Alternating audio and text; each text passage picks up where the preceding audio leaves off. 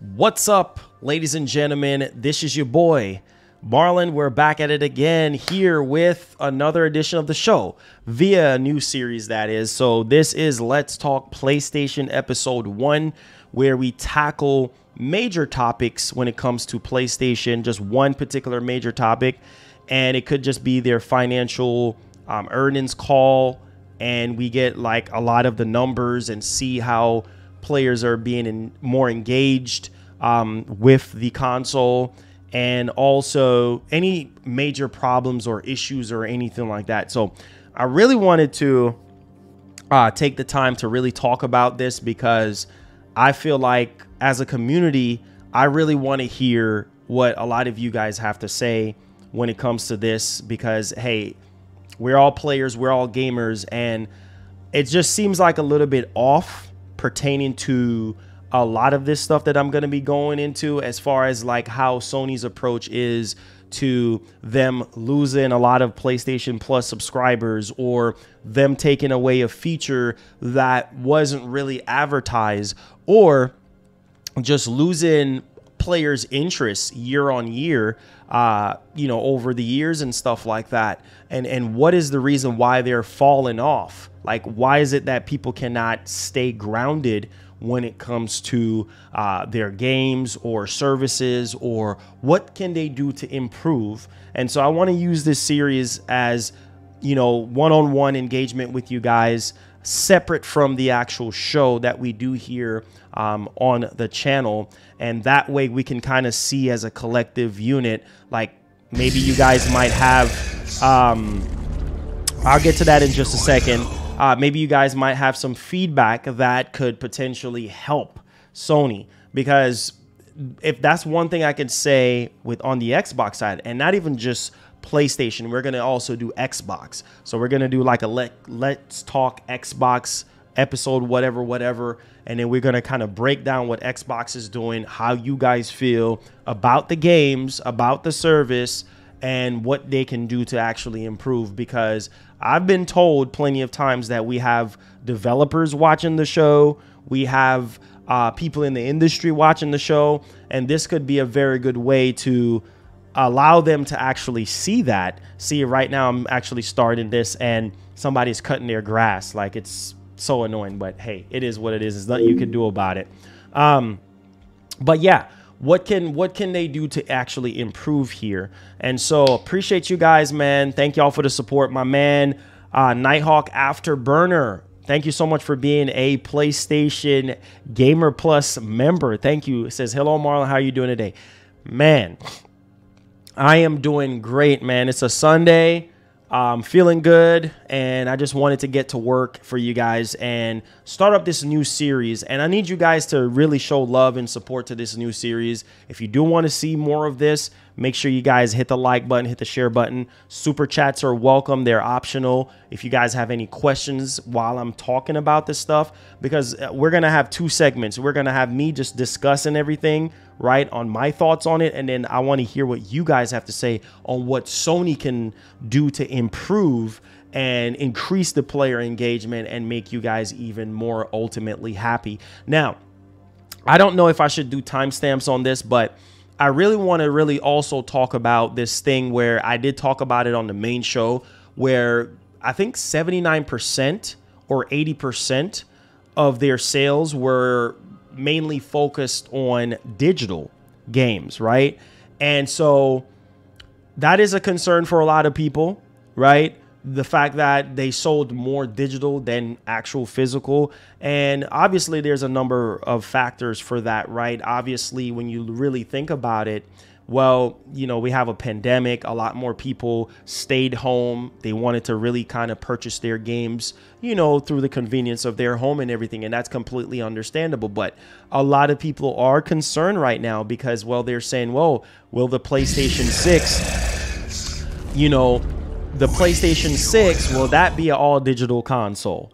Is Sony's main focus going to be all digital? Like, what's going to be happening here? And so it raises some eyebrows and some concerns. Sylvester N, what's up, man? How you doing? Thank you so much for being a member. Appreciate it for 15 months. God bless. Shout outs to all the members. Shout outs to everybody that's here on the Sunday. I appreciate you guys. So it definitely raised some concerns there, right? Where they're seeing a lot more increase in digital goods and sales and people on the PlayStation store buying a lot of digital stuff, right? And so, and on the other hand, you have where Sony puts out a physical copy of a game or something, and then it becomes, well, this is missing or that's missing. Case in point with God of War Ragnarok, right? The collector's edition, the Jotnar edition, don't have a physical copy of the game. And a lot of people were concerned about that, including me, because I'm a physical gamer. I like to collect my games.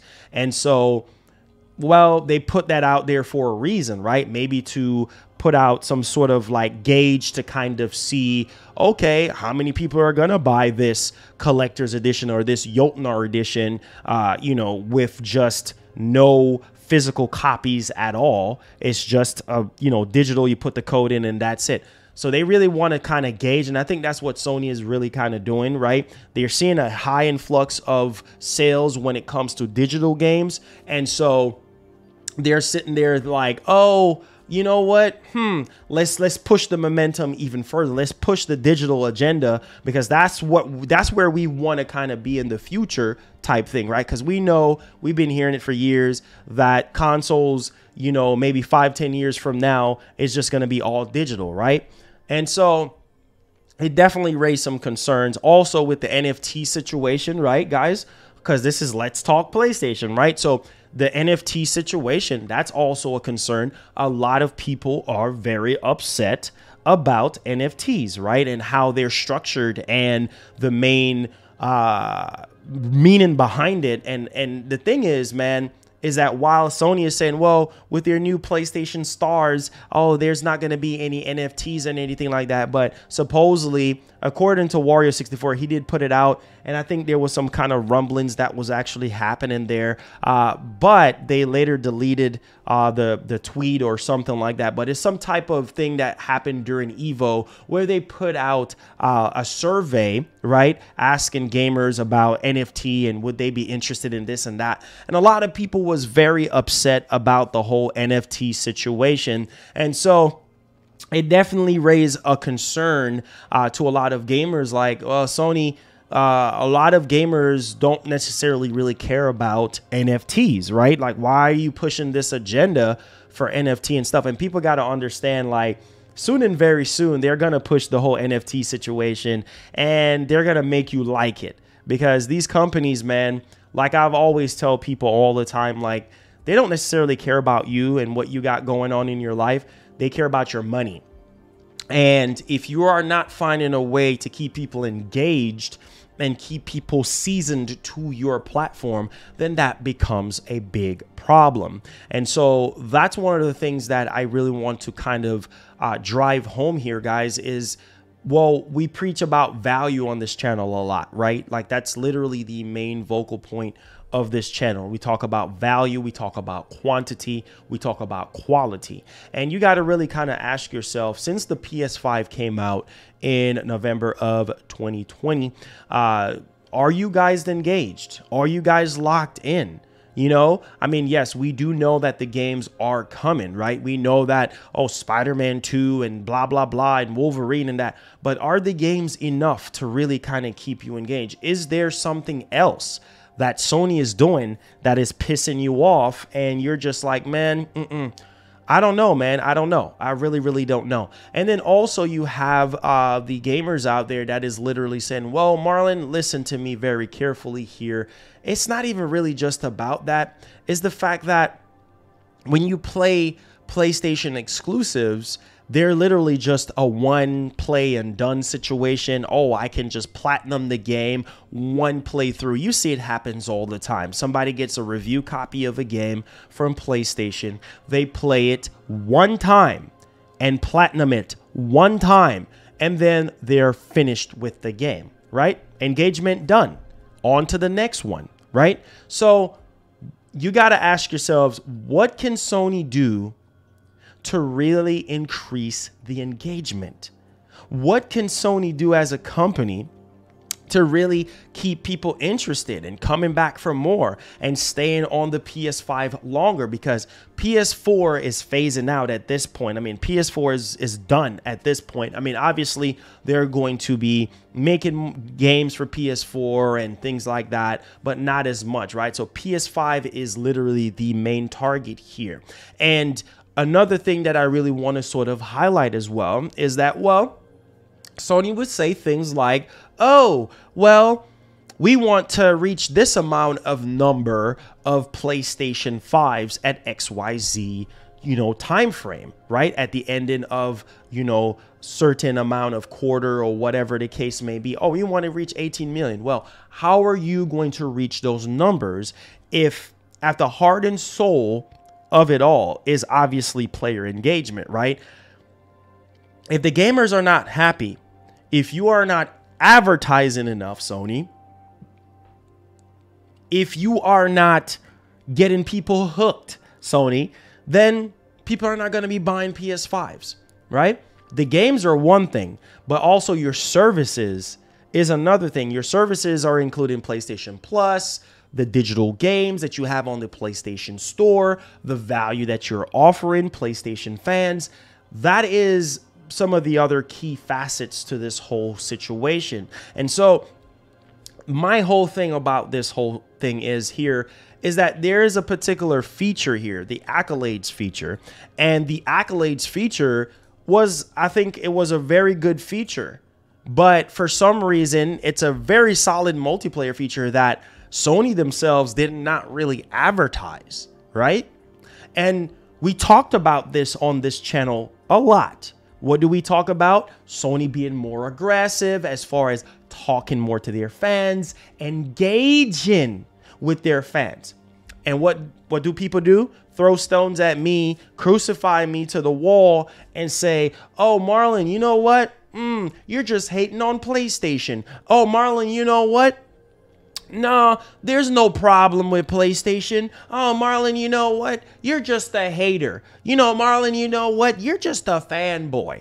All type of negativity. And what we basically do is we dance around the fire. That's what we do. We make excuses for these companies. And then you wonder why when their financial results come out, it shows in the numbers. And something that I've been talking about on this channel for a very long time. Oh, there is a problem at PlayStation. Oh, what ends up happening? Oh, there's no problem. But when you look out on the numbers, right, there is an issue. There is an issue. They're losing a lot of players. They're losing engagement, right? Not just with Call of Duty, because here's the thing. When it comes to Call of Duty, PlayStation is the preferred platform for Call of Duty, right? So it one thing affects the other, right? People are really not staying on the PlayStation platform that much, so it affects Call of Duty as well, right? And so it's not a problem. Oh, no, it's fine. You're just tripping. But there's a lot of different things that are going on here. They're losing subscribers, literally losing a lot of subscribers on PlayStation Plus. Don't believe me? We're going to show you the charts here, okay? Because one thing with me, I like to show proof. I don't like to make things up or anything like that. This is the things that are going on right now. And you got to ask yourself, well, Marlon, why is that the case? Why are they losing PlayStation Plus subscribers? The number should be increased, right? Year on year, the number should go up, right? That's because people are thinking to themselves like, there is no value here, right? There is nothing that's enticing me. There's nothing that's hooking me into PlayStation Plus. Like, we get these monthly games and a lot of people are just not excited. Some of the games that I've seen month after month after month, right, does not really entice me. I'm like, I don't really care about this game. Oh, I might try this game out. That's just how it works. Same thing with Netflix. You're going to get a bunch of movies, right? Weekly or monthly or quarterly, whatever the case may be. And there's a lot of movies that might be in Netflix that don't really appeal to you. Maybe one or two movies out of the hundreds of movies there. That's just how subscription services work, right? We understand that. But what is it that seems to be so completely off with PlayStation What can they do to actually improve that? Well, here's the thing. Communicate more, right? You want to do surveys about NFTs. Do surveys and ask people, okay, what can we do as a company to serve you? You see, something I've learned a very long time ago, right? When it comes to sales, because I used to be a salesman long time ago. Used to sell cars, used to sell video games for a living, all that type of stuff, right? And there's a certain switch that you have to literally turn on, right, to actually make that happen. The persuasion switch. You got to persuade people in order to get them hooked into buying a car, hooked into buying your products and services, right? And so you need to find a way. You're asking people about NFTs and asking people about this and that. You need to do surveys, Sony. Do surveys, right? Ask the players, what do y'all want us to do? Serve. It's called customer service. You're serving gamers. You're serving your customers. So you need to, as a business, you will not survive if you do not engage with your audience, if you do not engage with your customers. That's a fact. That's business one-on-one. You have to find a way to dig in the trenches and engage with your audience to find out what they want. What is it that we can do? Is it more games that y'all want on PlayStation Plus, right? Is it the price, right? Like, what is it? What is it? Is it the marketing? Like, what is it? Like, when it comes to the PS5 games, like, what is it? Are we making games that you guys generally don't care about? Like, what is it? And once you figure out those things, those minor things right there can also help. I know some people were like, oh, those are just minor little things, whatever. No, those minor things could be major things for your company to increase the interest, to increase the engagement. And so I want to show you guys something here. And I know a lot of people haven't necessarily been talking about this or whatever, but I'm going to talk about it because it actually makes sense into what we're actually going to be talking about here today. And so something that I've talked about on this channel a lot is Sony being more aggressive, Sony talking more. Yes, out of the two, out of PlayStation, out of Xbox, right? Who is releasing more games year on year since the release of both consoles? Sony. Before we get off into this, Sony, right? And bravo to Sony for releasing year on year more games than the competition. But here is the problem. Here's why you have low player engagement, Sony. This is one of the biggest problems that you have. Pricing. Pricing. People are just not happy with the price.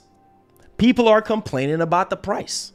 Doesn't matter. It has nothing to do with me or anything. It's just generally, you look all over the internet. You look on Twitter. You look on Reddit. Price.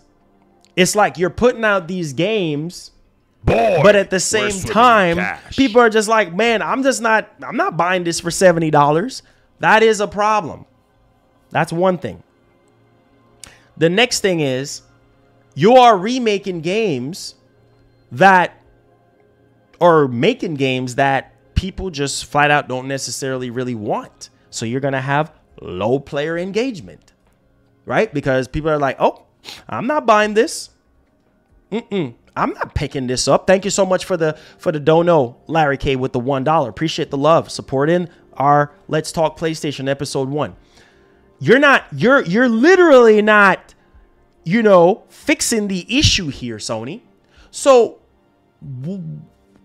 you got to ask yourself, like, what are we doing here? What are we doing here? Because you have the price, which is the biggest thing, right? Because people have to pay for these games. And then you're making games that people are generally saying, well, I'm not buying this because I didn't ask for this. What is this? And something that I've said in a couple streams ago, what did I say? You have gamers out here that will buy anything you make, anything you make, anything you put out. Doesn't matter what it is, right? Doesn't matter if they ask for it or not. You have gamers out here that will buy anything you make. And yes, that is my saying. And I will go down with that saying. I will go down on that hill with that saying. Gamers, and that's a fact. That's facts. That's not an opinion. That's facts. You have PlayStation fans out here that will buy anything you make. But you got to ask yourself, out of the millions, hundreds of millions of people that are interested in PlayStation, is that enough of anything you make, people? No.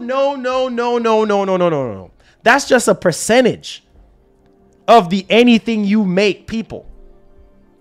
Right? It's a small percentage of PlayStation fans that are saying, I'll buy anything you make, Sony. The rest of your fan base, nope. Waiting for a sale. Nope, I'm not buying it. Some people eat their words and end up buying it because, well, it's dry out here. They ain't got nothing else to play. So they end up eating their own words and, you know, go ahead and purchase the actual game or console or whatever the case may be. So that is a main concern, right?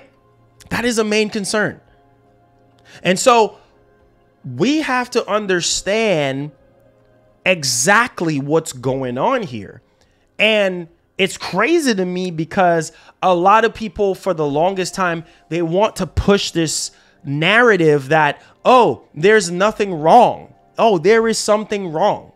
There is something that's completely off base here. And until Jim Ryan or whoever the other higher ups is, if Jim Ryan ain't going to do something about it, then numbers are going to keep going down year over year. And they're going to wonder why they're not reaching their actual main goal.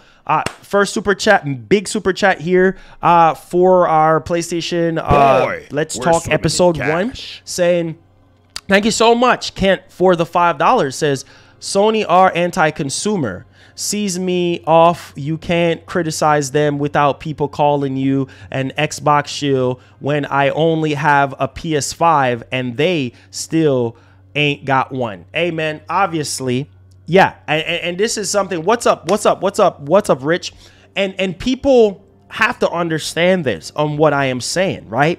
It's like if you call them out and you're saying, well, you're being anti-consumer, right? Or Sony, you need to do better. We have a problem here and we need you to address it. Yeah, people are going to, throw stones. They're going to call you all type of names. They're going to say, oh, you're a fanboy. Oh, you're a hater. This and that. And it's like it falls on deaf ears. Nothing gets solved. Nothing changes, right? And then there's a big outrage. And then, oh, it's a fake outrage. Or, oh, you're just faking it till you make it. Blah, blah, blah, blah, blah. That is what you get. That is what you get. So your voice can never be heard, right? Because what you have to understand here is there is a big pyramid, right? Who is at the top? Jim Ryan. Who is below Jim Ryan? Right? Herman Hulse and everybody else down the food chain. And then there are people that are above the big dogs at Sony, the real founders and the CEOs, the top people above Jim Ryan, Jim Ryan's boss and stuff like that. People that he has to answer to and everything like that. Like it goes up the food chain. And it's like, bro, you got to understand that if we don't, as a community, if we don't let our voice be heard, nothing changes. Absolutely nothing changes. You have to shout on the top of your lungs, right? In order for those people to actually hear you. That's at the top of the pyramid, right? So if you have people, I'm sorry, if you have people that's sitting here saying, oh, you this, oh, you that, just discouraging you, literally just discouraging you, and saying, oh, you're just trying to tear down PlayStation. You're just a hater, blah, blah, blah. You're just a fanboy, blah, blah, blah. Shut up, this, that, all of that type of negativity, right? Well, what do you get? nothing, then it's up to that content creator to battle that particular situation, or just ignore the situation and keep echoing your voice until it's heard, until PlayStation. And so for some reason or the other, I've been told from a lot of developers that I've worked so hard on this channel to interview, and over the years, I have a lot of developers that watches this channel. I have people from all different type of companies that are in the industry that watches this channel. So I have to be very careful on how I carry myself. I have to uphold. This is one of the main reasons why I keep it professional on this channel. Not because people are in the industry watching the channel, but for you guys, because you guys have your families watching the channel, right? A lot of you guys have people from your job watching the channel. Like, it's crazy. So I have to keep it professional regardless. Sometimes I do kind of get a little upset because people know how to push your buttons, but you have to find a way to just drown out all that nonsense out and really focus on what's more important here. Okay, so let's get to this big donation. My man OG Gaming with the $20 donation. Thank you so much, man, for supporting our first episode of Let's Talk PlayStation. We will be doing one for Xbox as well. So Xbox, let's talk Xbox and let's talk PlayStation as the industry continues to unfold and we start to get more and more things to talk about, like one particular major topic, and then we can just talk about it as a collective unit. Okay, on a Sunday, really? You messing with my WWE 2K 2022 time. You lucky. I've got mad love for you, young. Hey, appreciate that. Appreciate that. Most definitely. Ain't gonna keep you guys long, man. I know a lot of you guys love your Sundays and everything like that. And so I'm not gonna keep you guys long, but this is a new series that I want to start up on the channel, and I want us to have like one-on-one discussions here. So let's get this out the way, right? And this will really kind of prove everything that I've been saying, okay? PS5 is losing an obscure multiplayer feature you don't know about. So a lot of people did not know about the Accolades, right? So the Accolades is a way of you basically, you know, giving people different badges, saying that they're a good sport, welcoming people, make them, make them feel like they're actually doing something, right? When it comes to like multiplayer games and whatever, online games and stuff like that. This is something that Sony failed miserably to really advertise. They didn't really advertise this as much because a lot of people did not even know about this. When Sony said that they're going to discontinue this particular feature, a lot of people said, oh, Marlon, I didn't even know about this. I didn't even know Sony had this particular feature here. You know, and that's what I said, like, you have to be more aggressive. You have to be more engaging with your audience. It ain't just dropping major titles and dropping PSN games and this and that, or PlayStation Plus, games month on month. No, you have to be more hands-on. Advertise these things. This is an excellent feature, because this really kind of helps motivate people whenever they're playing online matches and stuff, like, oh, this was helpful, or oh, this was welcoming, or oh, good sport. Oh, this is great, man. This is positive. This is great. We need more positivity in gaming. And I feel like the Accolades feature just really add a nice flavor, to it. And I don't understand why Sony is getting rid of this instead of, trying to embrace it even more, right? Because here's the thing, Sony, here's the 411, right? Here's the 411. What is the biggest thing right now that PlayStation needs, right? When it comes to the games, multiplayer. You're taking away this Accolades feature, right? Well, because of low player engagement. Well, why is that? Why is that? Because there ain't no multiplayer stuff to play. Besides Call of Duty, besides Battlefield, right? Like, let's be real, bro. Like there's not really a lot of solid multiplayer stuff to play. So you're taking away something that you could potentially use to make it even better, right? You're going to be launching a lot of multiplayer games, right? Sometimes my brain for some reason cannot understand the decisions that Sony be making, bro. Like a feature like this is no longer going to be supported as of fall of 2022, apparently. You're taking away this feature, but this also could be a feature that could work for you, can work wonders for you. If you could just focus and be like, you know what? People are not really downloading this. People are not really focused on this particular feature because, one, we did a terrible job of advertising it, but let's not pull the plug on this feature yet. Let's drop more multiplayer games. Let's drop our own type of Call of Duty type of engagement multiplayer experience. Add this particular feature in there, market this particular feature in there, and who knows, maybe you might see an increase in player engagement. I'm just saying. Guys, maybe it's just me, man. Maybe it's just me that is looking at this stuff and Sony, what's happening? Like what's going on here? You launched this feature and now you're removing it, right? And this is a way for players to be recognized. This is a way to reward other players and make them feel welcome on the platform.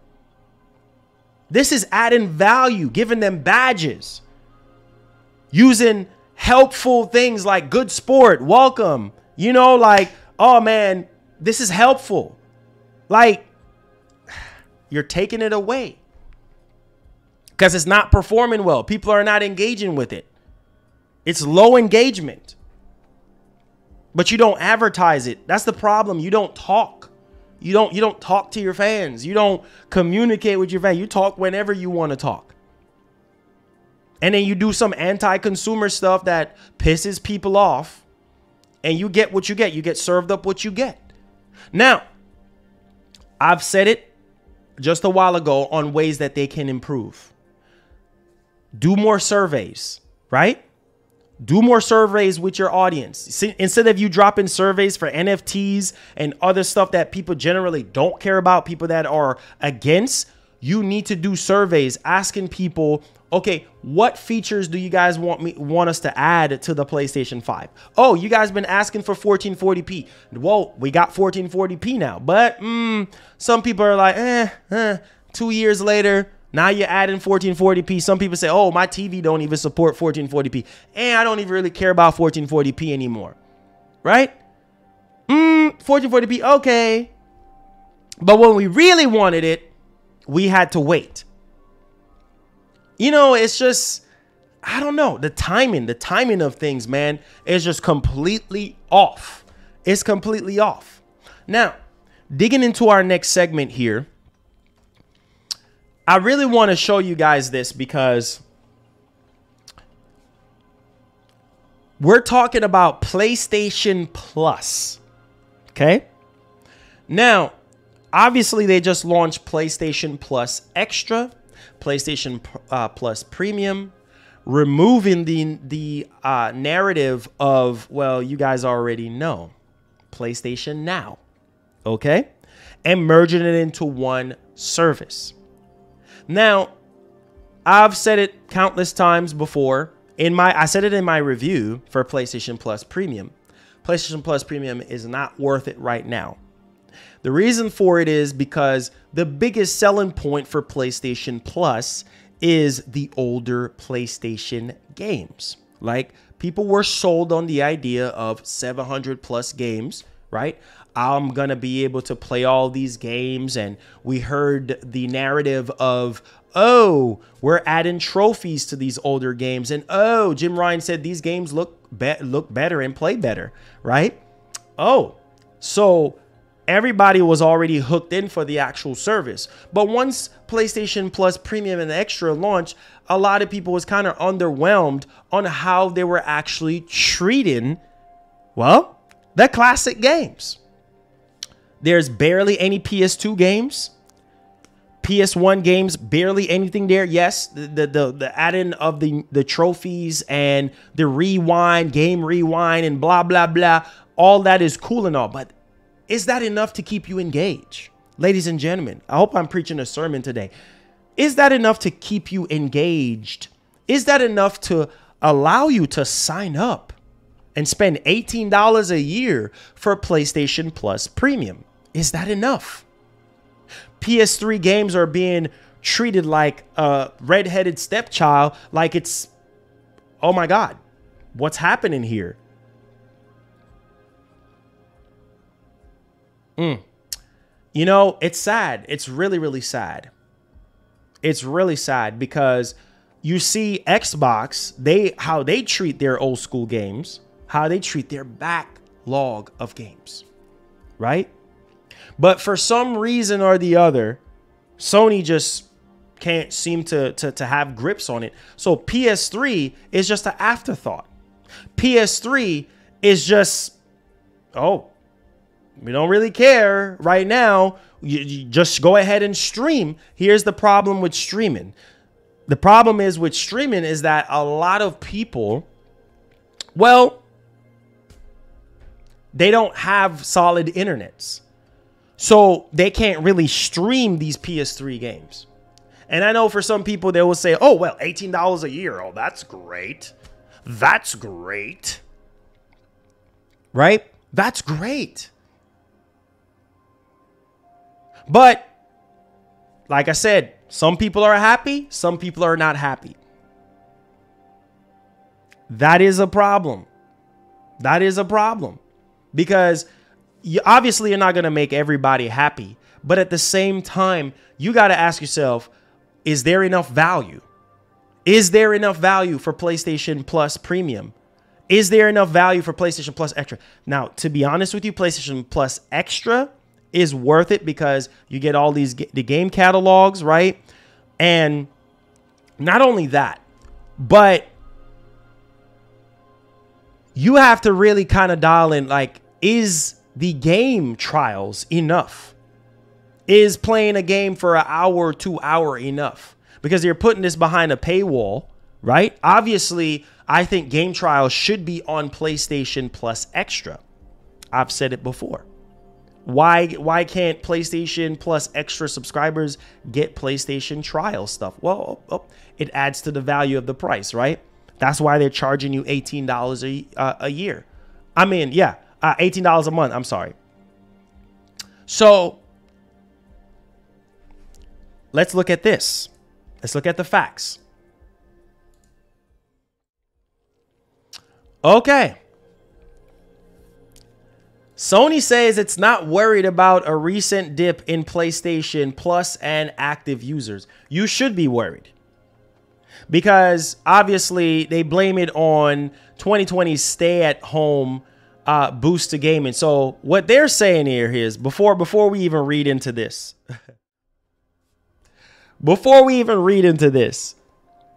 what they're saying is, oh, we don't really care about us losing subscribers, right?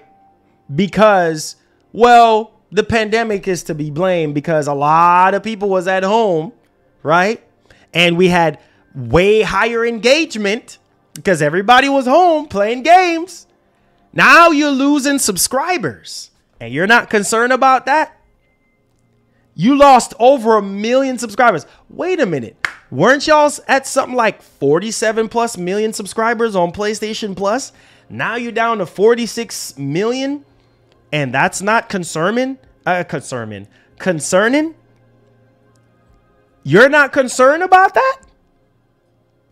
You lost over 1 million. That's a lot. That's a lot. Think about a YouTuber with like, say, 10 million subscribers. And then he lost 1 million. That hurts. Yes, you're still going to have about 9 million or 8 point something million subscribers. But that's 1 million people gone. Right? Well, one can really sit down and really think, well, maybe it was just people that didn't have anything else better to do with their time And they just like, oh man, the PS5. Oh, let me just sign up for PlayStation Plus. Let me play all these games. I'm not going to spend $70. I'm not going to spend $70, but I'll sign up for this subscription service and play all these games that are tied to the subscription service. And then after the pandemic eased up a bit, and obviously once it was okay for people to go back to work and stuff, they went back to work. And so they lost interest in the PS5. They lost interest in being subscribed to PlayStation Plus. That's because, well, they're not diehard PlayStation fans. So in Sony's defense, that could be the case. But you should be concerned. When numbers are decreasing, you should be concerned. Your job as a YouTuber, content creator, business owner, corporation, you should be concerned when numbers are in the red. When it's in the red, you need to figure out something. Okay, what can I do to get myself back in the green? You shouldn't be sitting there, I don't really care. No, bro, you got to find a way to make up for that. Now, a way for you to increase the subscribers, to get that 1 million subscribers back, well, you might have to do something that you don't want to do, Sony. What is that? Well, making God of War Ragnarok a day and date. You're not going to do that. You're not going to do that, Sony. Oh, you don't think I remember the whole Destruction All-Stars situation? That game that you really wanted to launch for $70, but then you kind of pedal back and say, oh, we're going to put it in PlayStation Plus. You see, they can do anything they want to do. It's all about the green. It's all about that good old green money. The good old green money that makes the world go around, ladies and gentlemen. You got to realize the narrative of the story here is that it's all about the green. They don't care about you.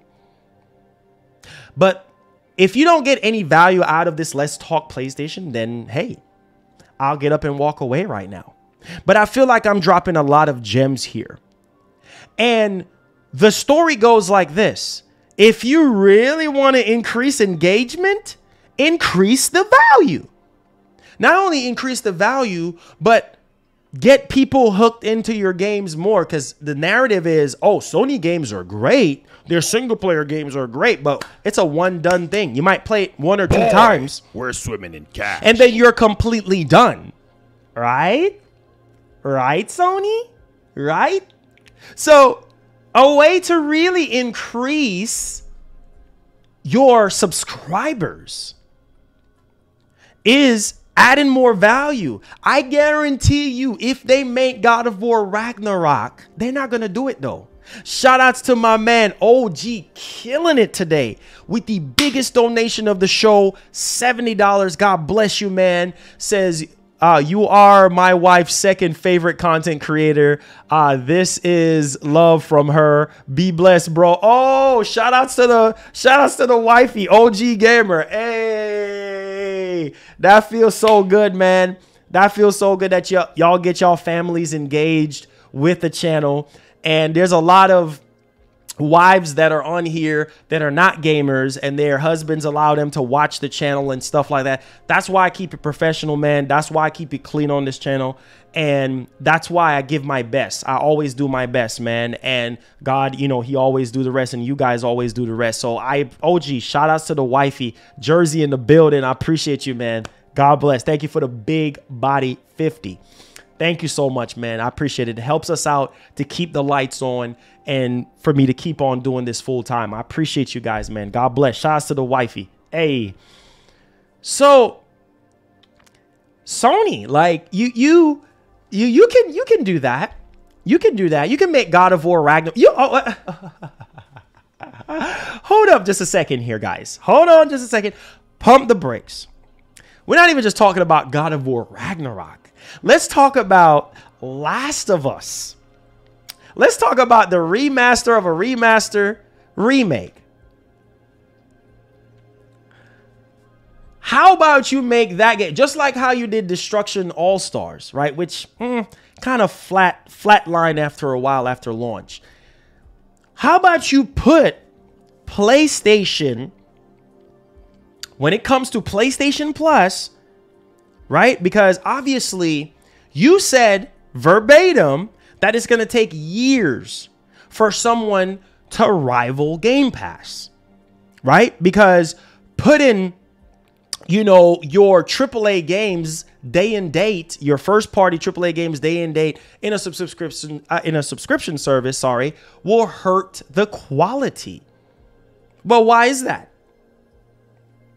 If developers are still getting paid what they need to get paid, right? If you're giving them their money that they need to get paid, then why does the quality have to suffer? You got to look beyond the press and look beyond the PR talk and all this nonsense.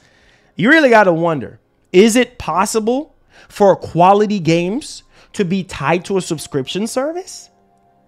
Well, yes. Yes. Because, well, Microsoft is starting to figure it out. Forza Horizon was quality. Forza Horizon 5 was quality, right?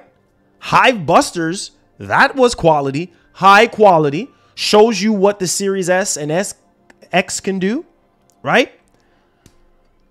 Hellblade 2, hello. That game is high quality, right? Forza Motorsport, that's high quality. And when we start seeing a lot of the other games, stuff from Obsidian, stuff from Playground Games with Fable. Come on, guys. Come on. In the initiative, listen, it is possible. But no, you want to push that agenda of $70, which is fine because that's your business model and that's what you want to work with. That's completely fine. That narrative is completely fine because that's what you're saying. But is it possible? Was Destruction All-Stars not a quality game? Yes, it was. I think Destruction All-Stars it just didn't engage people into it. It was not a lot of content to really keep people hooked. That was a quality game. The physics was great. I'm not sitting here saying that, oh, the game was a 10 out of 10 game, but it was a good quality game. The quality was good for Destruction All-Stars, right? So you can add Last of Us. Test the waters, Sony. Add Last of Us. A game like Last of Us, right? A masterpiece like Last of Us. Add Last of Us remake day and date to PlayStation Plus. And I guarantee you, that's going to get a lot of people subscribing more than usual. Well, why is that, Marlon? Well, because they're looking at it as, well, dang. This is a $70 game. I get to play it for, what, $18? I get to play it for, what, $15? That's going to get people subscribing. That's going to get people engaged. That's going to not... It's not going to have you losing subscribers or potentially losing engagement. That's going to increase engagement. That's going to increase your subscribers because you're adding games that people really want to play. So people are going to sign up for your service because they see the games. They're like, oh, okay, that's good. This is great. This is wonderful. But they're not going to do that, guys. They're not going to do that. They're not going to put God of War Ragnarok day and date. They're not going to put Last of Us day. They're just not going to do that. Would that increase their subscriber base as far as PlayStation Plus even more? Can you imagine if Sony decides that, you know what? We're going to eat our words. We're going to make all of our first party games day and date with PlayStation Plus. Man, the amount of subscribers that they would have. But you see, that is not their main focus, guys. They care about PlayStation Plus subscribers. Oh, they do care. But their main focus is making $70 games. That's their main focus. Yes, I'm not saying that they don't care about PlayStation Plus. They do, but not so much, because they treating PlayStation Plus like an afterthought. It's these $70 games that they're trying to push. You see, the whole subscription service thing wasn't really a main thing for Sony, right? It wasn't really a main thing for them until Microsoft got in the picture. Well, they got in the picture with Xbox Live. People forget. Xbox Live is the reason why we have these console online gaming that we have right now. Because remember, Sony took a lot of pages out of Microsoft book with Xbox Live. Right?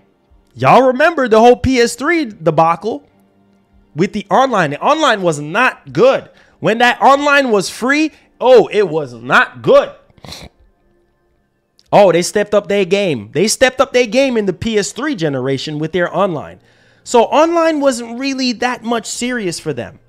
And then as we progress with the launch of Game Pass, right? Sony started looking at that and like, well, you heard what Jim Ryan said. We got to do something. Oh, we're going to compete. We're going to try to compete. We're going to try to compete. But that's not your main bread and butter. Subscription services is not your main bread and butter. So you're not going to care. Oh, we lost 1 million subscribers. Oh, we don't care. You need to care. You need to find a way to increase that. And I hope, for God's sakes, the next time we do get a financial earnings call, that number increase from 46 million back to 47 or 48. Guys, numbers decreasing is not a good thing. So you need to care. As a content creator, if my numbers are going down, oh, I'm going to do everything in my power to bring the numbers back up. What do I need to do? Do I need to make more engaging content? What do I need to do? Do I need to engage more with my audience and talk to them and build a relationship with them? Which that's something that I've done on this channel. A lot of people in this gaming community has copied me for that. When I started covering PlayStation hardcore in 2020, in the early 2020, I was on the money. Every single big story, I was live streaming. What everybody else start doing, start live streaming news and everything like that. Start doing Q&As inside of their Bro, listen to me. It's okay to look at another content creator and see what they're doing, take a page out of their book, but you have to use that and make it better. I start engaging with you guys even more. These whole other channels that were sitting here pushing the blue narrative, the only blue narrative, right? And they're not pushing the green narrative. You need to push the green and the blue narrative, both consoles. What did I do on my channel? I started to do the whole what? What did I started to do? The Blowout series, which we haven't done the Blowout series in a while. And I saw insane engagement with that, because what I was doing was I was playing PS5 games and I was playing Series X games in one stream. Nobody else was doing that. Everybody else was pushing the console war narrative. That is a problem, ladies and gentlemen. That is a problem. I was doing that. Nobody else was doing it. Nobody else playing PS5 and Series X games together, because everybody wants to push the console war agenda. And what did I saw? An increase in engagement, because people care about both sides. You have people that are subscribed to Game Pass. You have people that are buying Xbox consoles, or maybe they're subscribed on the PC, right? But they want to see you play these games. They want to see you engage with them with these games. Same thing here, Sony. Now let's take a look at this. We're not done yet. Look at this.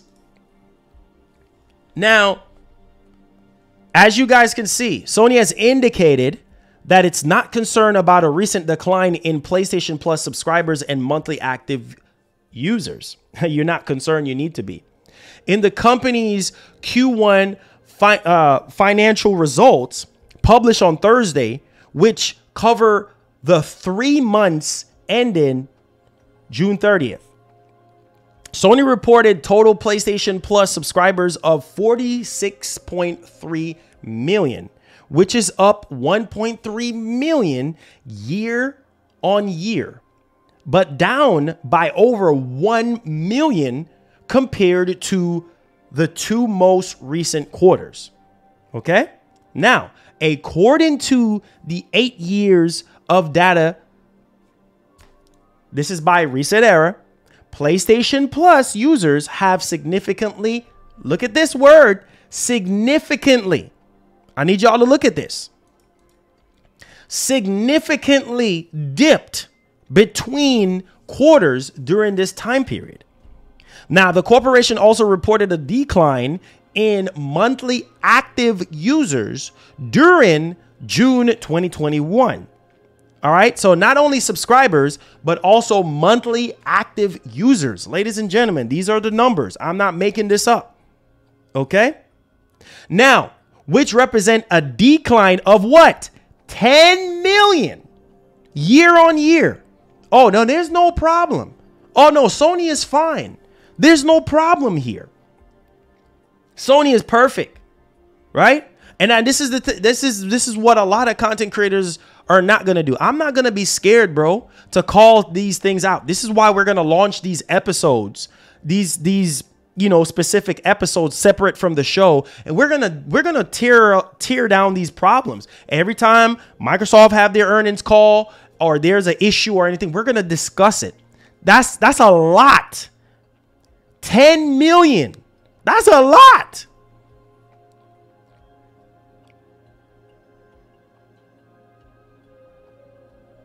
That is a lot. 10 million year on year.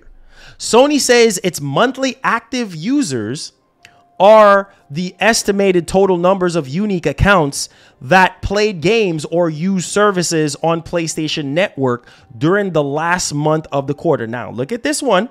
PlayStation Plus, 45 million. That's Q1. Monthly active users, 114 million. Then Q2, 45.9. You see an increase there, right? And then it dropped right here on the monthly users down to 108. Then Q3, this was 2020, right? This was around the time when the pandemic was going on. Huge increase there with PlayStation Plus, right? In the third quarter, 47.4, right?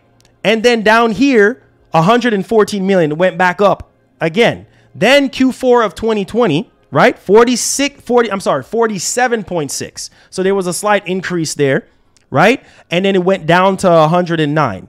Okay, now 2021, 46.3. And then it went down to 104. So you lost 10 million. You lost 10 million active monthly users, right? 10 million. That's a lot. And that was in the first quarter of 2021. And then you lost over 1 million subscribers in PlayStation Plus, right? But obviously 104 million is not a strong number, but we are looking at it as a decline in trend. Like, listen. We have to really look at this, guys. We have to really look at this, right? Because here are the goals. Oh, we're trying to reach what? What are we trying to reach? We're trying to reach 18 million PS5s by XYZ time. We're trying to reach 18 million PS5s by March of next year. Well, how are you going to get that?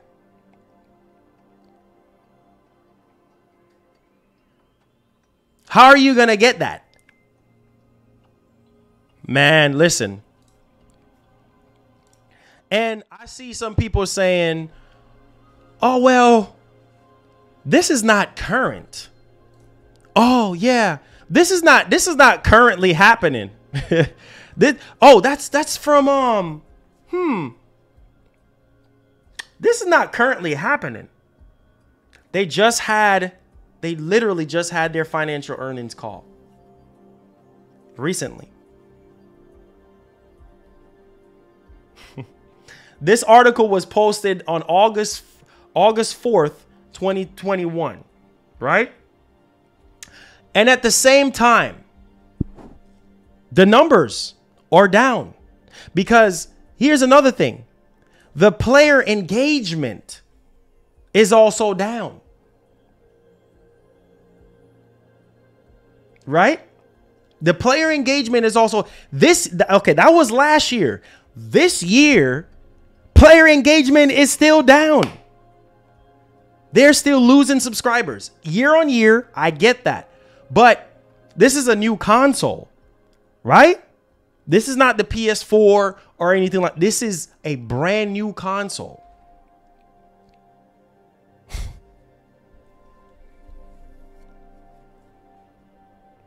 Losing player engagement.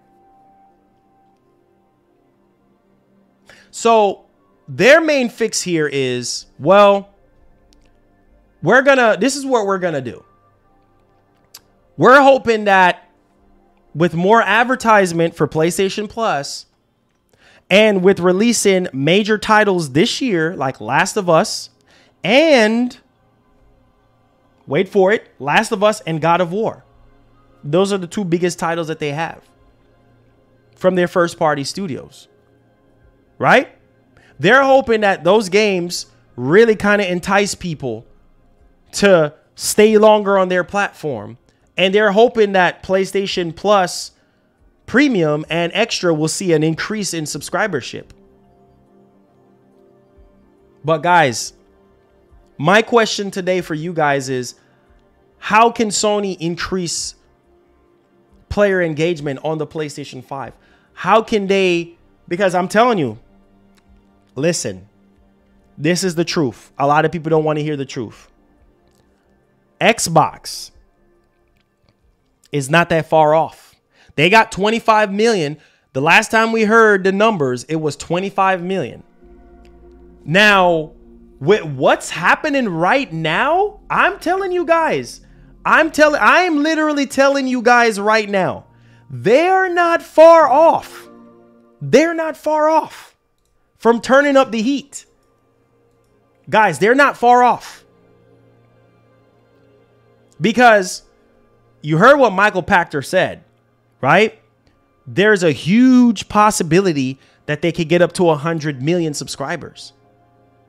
Well, why is that? Well, having their subscription service being available on more screens and ultimately eliminating the box, which is the console itself, and just going to an all subscription service situation where it's available everywhere, anytime. Getting more gamers, it's called engagement. Getting more gamers engaged, whether you're on mobile, whether it's not just on the console. You can't just stop at the console. That's why you see Sony investing in more things like the cloud. They just patent something for cloud-based gaming, like as far as browser, like web browser with cloud-based gaming. They're trying to expand because they realize like, oh, we can't just stay at the box. We got to go beyond the box. And who give credit where credit's due? Who have been doing that? Microsoft. They did that. They break the barrier with Game Pass. You see what I'm saying? You got to give credit where credit's. Sony is following suit. They bought Bungie, right? They got all these live service games, right? They're really trying to push out of the whole narrative of just being a console thing. They're trying to release more games on PC because they're trying to get more player engagement. They're trying to get more gamers to be engaged into their titles that they have. Ladies and gentlemen, what are we not understanding? So it's very, very important. It's very, very important that we figure out a plan here. Like, what can we do? Yes, you can release God of War. Okay, how long is God of War gonna keep people engaged for before they just say, oh, next? I guarantee you, when God of War comes out, people are gonna play it. You might have that crazy gamer that's gonna just finish it the day it comes out. Just gonna sit down a day and a half, finish the game. Oh, next. Oh, Last of Us, don't care about that. What's next? Oh, we got to wait. We got to wait till next year. We got to see what's next. And then that player just puts the controller down onto the next one. Either they go to another platform or something. Oh, let me go to, here's what I'm going to do. Let me go to PlayStation Plus. Let's see 700 plus games, right? Let's see what's there. Are you guys following where I'm going with this? You got the user on the PlayStation 5 playing the game. Oh, I finished God of War. Remember what people say about single player games, right? Oh, you platinum it, you put it down, there's no replay value. Oh, I'm done. You put down the controller. Oh, wait a minute. They do have PlayStation Plus Premium. They said they got all these old school games that I can play. Better frame rate, better this, better that. Oh, wait a minute. The game's running at 50 hertz. Oh, I'm sorry. They fixed that. Okay, they fixed that. Oh, no. Oh, there's not really a lot of PS1 games. There's not really a lot of PS2 or PS3 streaming. Oh, man, it's too much latency. My internet connection is not strong enough. Oh, there you go. You just lost a monthly active subscriber, and you just lost, well, somebody being engaged on the actual console itself. You have to find a way to add more variety, to add more value, to keep the player engaged. So we're going to see the next financial earnings call. We're going to see how much the numbers are going to go up to. We're literally going to see. We're going to see. Because as you guys already know, right? It says, let me show you guys. This was recent, right? This was recent. This was towards the end of July.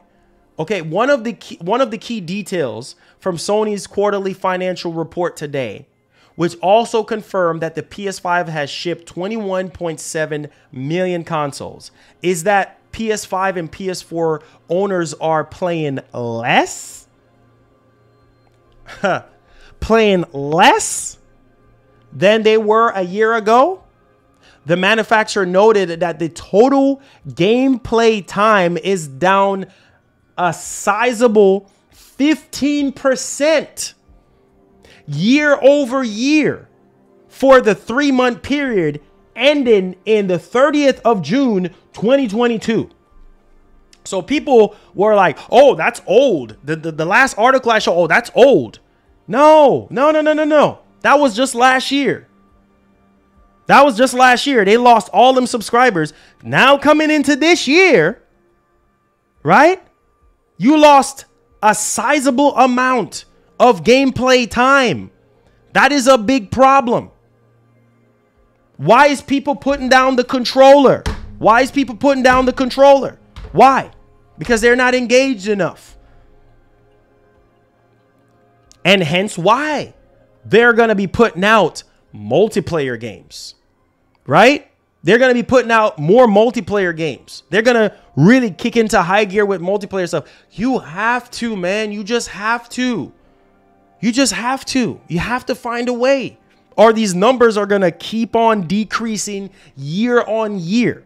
Now, the article says now a lot of this decline appears to be focused on April and May, with the platform holder pointed out it saw a 3% month-on-month increase in June, which itself was down just 10% year over year. However, it admitted that this is a much lower level of engagement than we anticipated in our previous forecast. Previous forecast was like last year. Same thing. People, oh, that's old. That's from last year. No, it still matters, because you get to look at the numbers and see, well, is Sony doing a great job making people happy, keeping people engaged, keeping people playing? But what they do, they blame it on the pandemic. And then they're saying that the second half of this year, right, they're going to be releasing major titles, right? First party games, software, and everything like that. They're going to increase the supply of PS5s, and they're going to be pushing the new service more, and blah, blah, blah. That's what they said. And this was at the end of July. Listen, guys, listen, man. Listen. In my closing today, I hope that this series somehow could thrive on the channel and we can do more and more of this.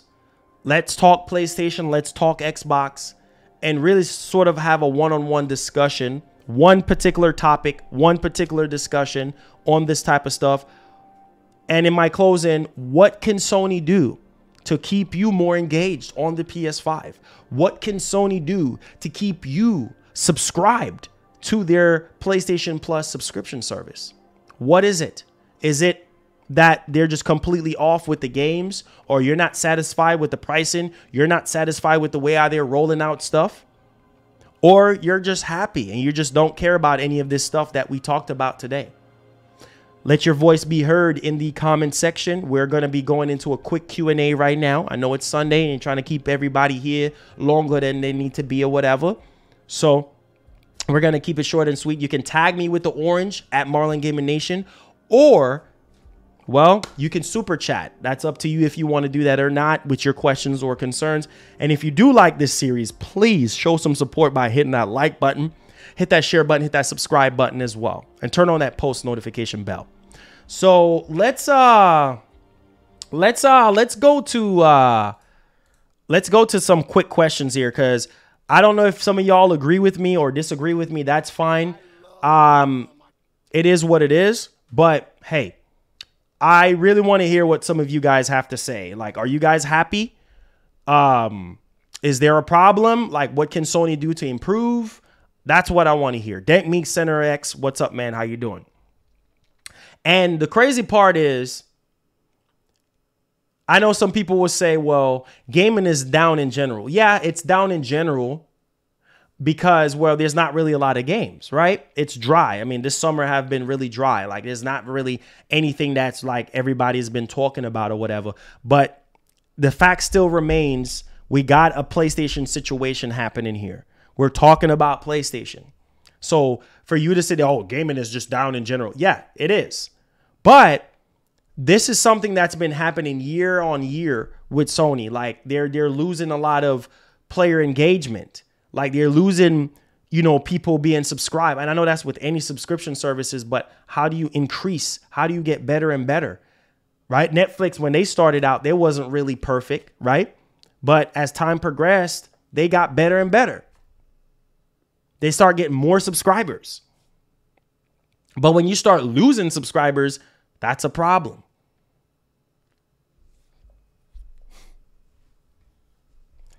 All right, let's hear what some of you guys have to say. So Sony would get more attention from me if they release games on PC day one within a month. Until then, no exclusives they have can entice me to stay on their console or platform. See, I'm not making this up. You guys are saying that. You see that? This Evans, shout outs to Evans. Hear what he said? He would want Sony to release their exclusives a month after they come out on PC. Not going to happen. They're going to release them whenever they want to, right? And that, you see, that's what I'm telling you guys. It's crazy because, you know, I really want to really kind of hear what you guys have to say. And for those people who are sitting there saying you're making too much out of nothing, well, hey, that's your opinion, right? I'm not going to argue with anybody with their opinion. Everybody is going to have their own opinion. Okay? Everybody's going to have their own opinion. So that's fine. That's fine. Those people with their negative comments, you're just going to get ignored. Okay? I'm not feeding into your negativity today. Pedro, what's up, man? How you doing? How you doing? Man, you missed out on a whole lot of conversations that we had. Whole lot of convo, man. Okay, Shelly 92 says multiplayer equal engagement. There you go. That's a solid one. That's a solid one. The industry is normalizing the pandemic inflated stats, and plus people on fault for always saying the next year will be that year for gaming. We're not in the peak tier creatively anymore. Yeah, I mean, man, people are always going to throw up numbers and say, oh, this or that, or dance around the conversation. I'm asking people, what can Sony do to increase player engagement? Right? Because right now their player engagement is a sizable decrease. 15%. 15%. Right? Their Call of Duty's losing players. Sony is losing players. Right? Like, what can they do? What can they do to increase? Like, is it the games? Is it the services? Like, do y'all need day and date exclusive games? Like, these are the questions, not no nonsense about, oh, you're making too much out of nothing. That doesn't help anything. That doesn't help anything. That doesn't help the conversation that we're having here. So you're going to have ignorant people that are just not going to have anything to say. And if you don't have anything to say, then you don't need to be here. So you keep your negativity to yourself.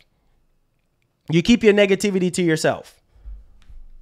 All right, let's see here. It says the PS3 being only streaming is what has kept me from upgrading from PlayStation Plus to Essential. See? I'm making this up. I am not making this up. Again, prime example of what this whole stream is about is figuring out how to increase player engagement, because I'm not making this up. We just have articles out here recently saying that PlayStation player engagement is lower than usual, right? But yet still we have people that's just arrogant. Oh, there's nothing wrong. There's just, oh, you're making too much out of nothing. But you hear these quality responses like that, that's saying, oh, that's why I'm staying Essentials. I'm not signing up for Premium because, well, there's nothing for me to sign up for Premium for, because PS3 games, all you could do with PS3 games is stream them. That's a valid argument, man. That's valid feedback. And Sony needs to look at stuff like this and be like, you know what? Man, we got to push hard to make PS3 games downloadable. That's what I am talking about. Digging in the trenches. I'm doing Sony's work for them. Digging in the trenches and figuring out. Yes, the obvious thing is they are working on it. But how do you increase more and more subscribers? How do you keep people engaged? Stuff like that for your subscription service. Nola, shout outs to my man Nola, man. God bless. Says, Sony need to address PlayStation Plus, the $70 games and communications with their fans. It's time to come out the shadows. Facts. I've been saying that. It says, do you think that we'll get SOCOM or Killzone? I don't think we're going to get Killzone back or SOCOM back, but I think we might just get newer IPs and stuff like that. You know what I mean? I think we might just get newer IPs in general. And those are the type of things that I've saying. It says it wasn't nothing wrong with PlayStation, just prefer the Xbox, and that's fine. That's completely fine. That's completely fine. If that's your preference, you like what you like, you play what you like, bro. That's just what it is. $60 game, more fan request games like Sly Cooper, and not shut down online services, and it's a must of a backup. But the most important thing is fan requested games. Yeah, which they need to be more engaged. They need to be more engaged in. That's the narrative here. That's the narrative. You know, they need to be more engaged with their player base, with their fan bases and everything like that. Says, let's see here. Wait, did I just miss something? It's a nah, babe. Somewhere just talking about Thrash and simply ask everyone to just drop talking about him. Yeah, they're always going to do that. Let's not feed into that. Okay, let's not feed into that, mama. Let's see here. It says, bro, Sony is going down because of how they are doing us, bro. I mean, look at how Sony wants us to pay $70, and so far, none of these games Sony have released I want to play. See, I'm not making this stuff up. I am not making this stuff up, bro. Like, that's why I said, like, you have to talk to your fans. Like, you have to communicate. That's what I am doing. Majority of you guys that are subbed to this channel are PlayStation fans. right? So I have to do myself justice. I have to do myself a service of finding out what is it? Why is it that you guys are not engaged? Like, what is it?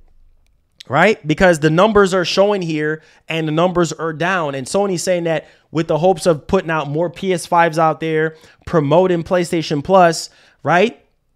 And dropping major titles that should increase player engagement. But the thing is, you got to just add more value. You got to keep on adding more value in order to entice and engage people to sign up for anything that you're selling, period. It says, I think the biggest problem I have with PlayStation in general is that they just don't tell you anything. They just crap out of nowhere, and it's and it's not usually something grand or either. Yeah, it's crazy. It's crazy. It's literally crazy, you know. But you know, some people they don't want to hear the truth, man. They don't want to hear the truth. You know, they don't want to hear the truth. All they want to hear is, oh, you sit there and you praising these companies and you're drooling at them out for them and this and that. Like people just don't want it. They don't want to hear that. They really don't want to hear that. They really don't want to hear that. Of course not. They don't. They really don't. Like, instead of people just putting out, because you don't know who is watching the stream. I've always tell you guys, instead of us being naive to the fact and everything like that, you know, you don't know what's actually happening. You don't know what's actually happening. You don't know. Shout outs to my man Bless Wellness. Thank you so much for the $5. My man says, bro, what I've been saying for years, PS4 and PS5 should just be able to play all PS games from PS1 to PS4 to PS5. Boy, they're just money hungry. Hey, listen, bro. Listen. At the end of the day, that was a big selling point for the PS5, right?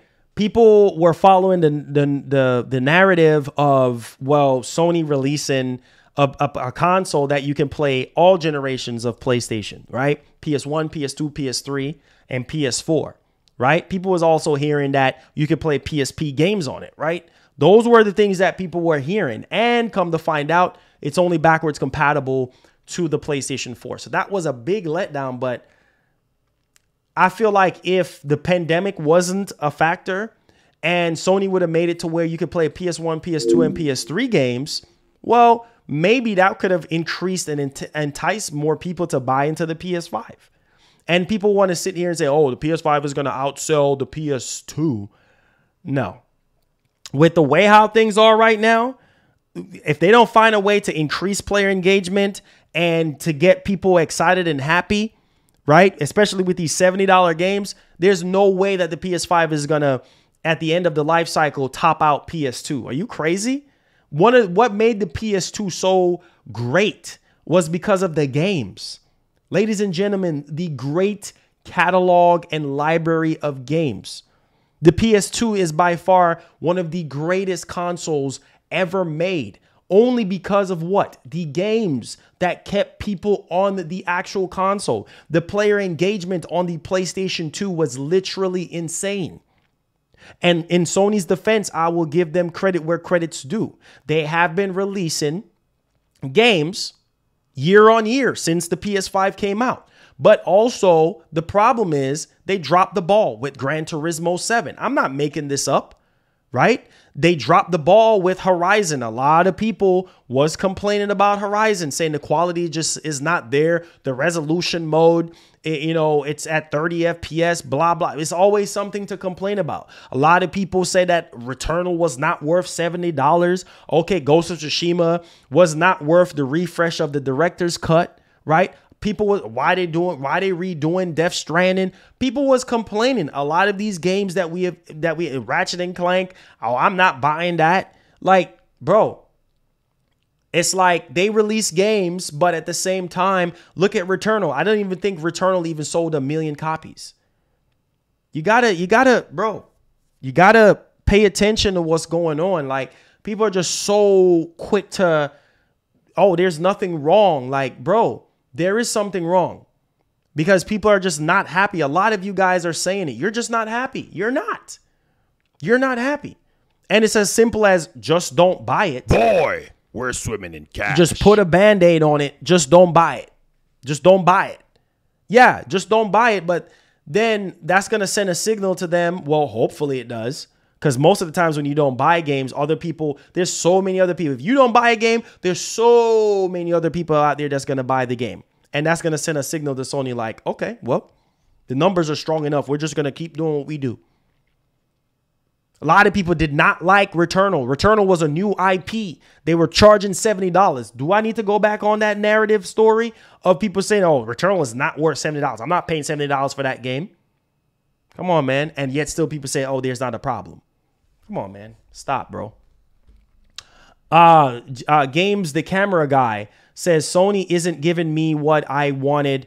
They sit in on IPs like MotorStorm, Metal Gear, Twisted Metal, Soulcom, Killzone, and I'm done. Hey, like I said, you cannot make this up. Peace Strong, yeah, it did not sell the last time. Listen, bro, listen. The last time that I looked up how much Returnal sold, the last time that they reported on it was like 500 and something thousand copies. For a new IP, that's terrible. Considering that the install base at the time for the PS5 was literally, what, over 10 million, I believe, around that time. In 2021, I think they literally shipped like 10 million PS5s at that time. 500,000? 500,000? Come on, guys, man. Thank you so much for the $5. What's up? Says Sony failed. Y'all mad? I'm a VR gamer waiting for PSVR 2 and Sony haven't done a good job with that so far. I'm annoyed as heck. Keep speaking up. Thank you so much for the support, man. I appreciate that. Get StreamYard. Yes, StreamYard I think is a subscription service. Like I said before, it's crazy. It's literally crazy, bro. It's literally crazy. Like, and obviously, there was a lot of scalpers, right? That was buying up all the PS5s and everything like that, right? And Sony didn't really do anything about that stuff. They just, oh, we're making money. People are buying these consoles, so it's all good. It's literally all good, right? But at the same time, only 500,000. Isn't that a problem? Only 500,000 copies. And hold up. Let me hit it with the facts, bro. And that for a brand new IP, that is bad. That is bad. Nola, shout outs, man. God bless you and the wifey and the kid. It says, really enjoying this new console talk on Sundays. Looking forward to more. My man. That is really bad. Okay, let me look this up because you can't make this up. You cannot make this up, bro. You cannot make this up. Let me look this up.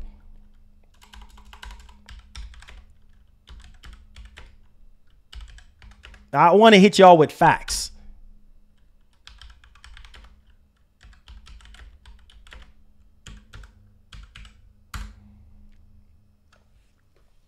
Oh boy. Oh boy. Sony has now sold 17.3 million PS5 consoles despite chip shortage. Okay? You cannot make this up. You cannot make this up.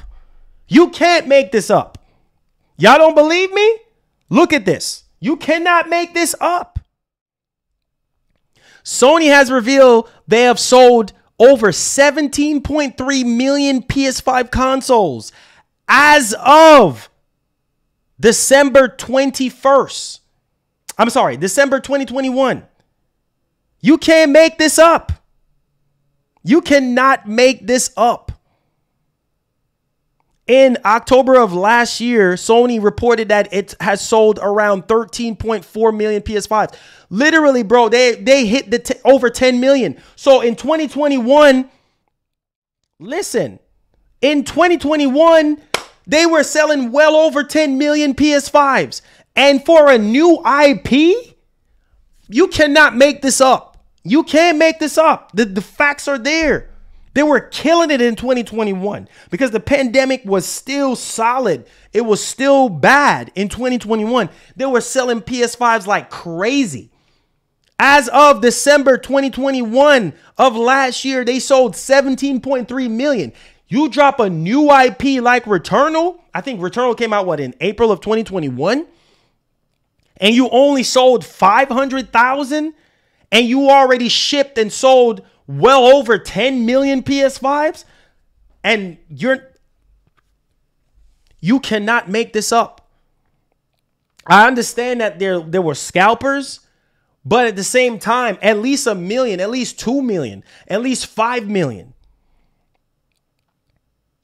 I'm pretty sure in that 17.3 million, there got to be some real gamers that bought those consoles, bro. You can't. My whole thing is, why didn't anybody picked up Returnal?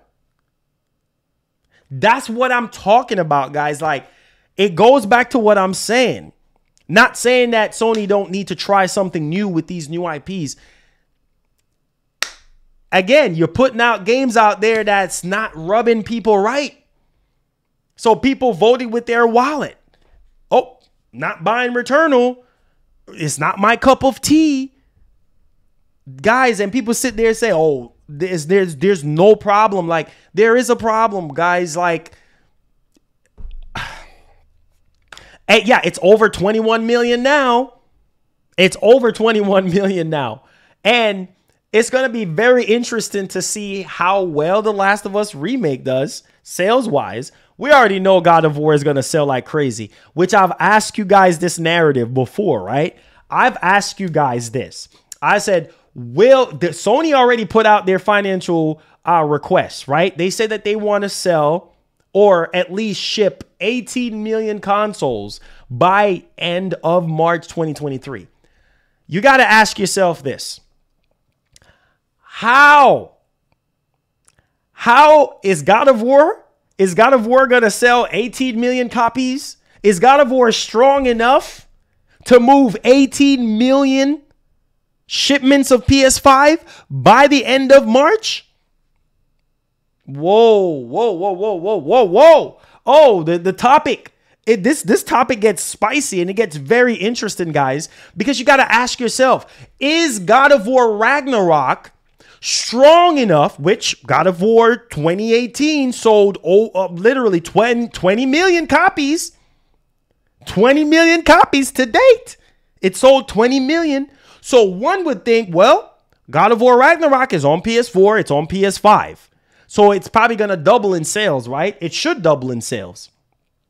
But is Ragnarok strong enough to allow Sony to reach those numbers? They really want to hit 37.3 million or 37.5 million PS5s by the end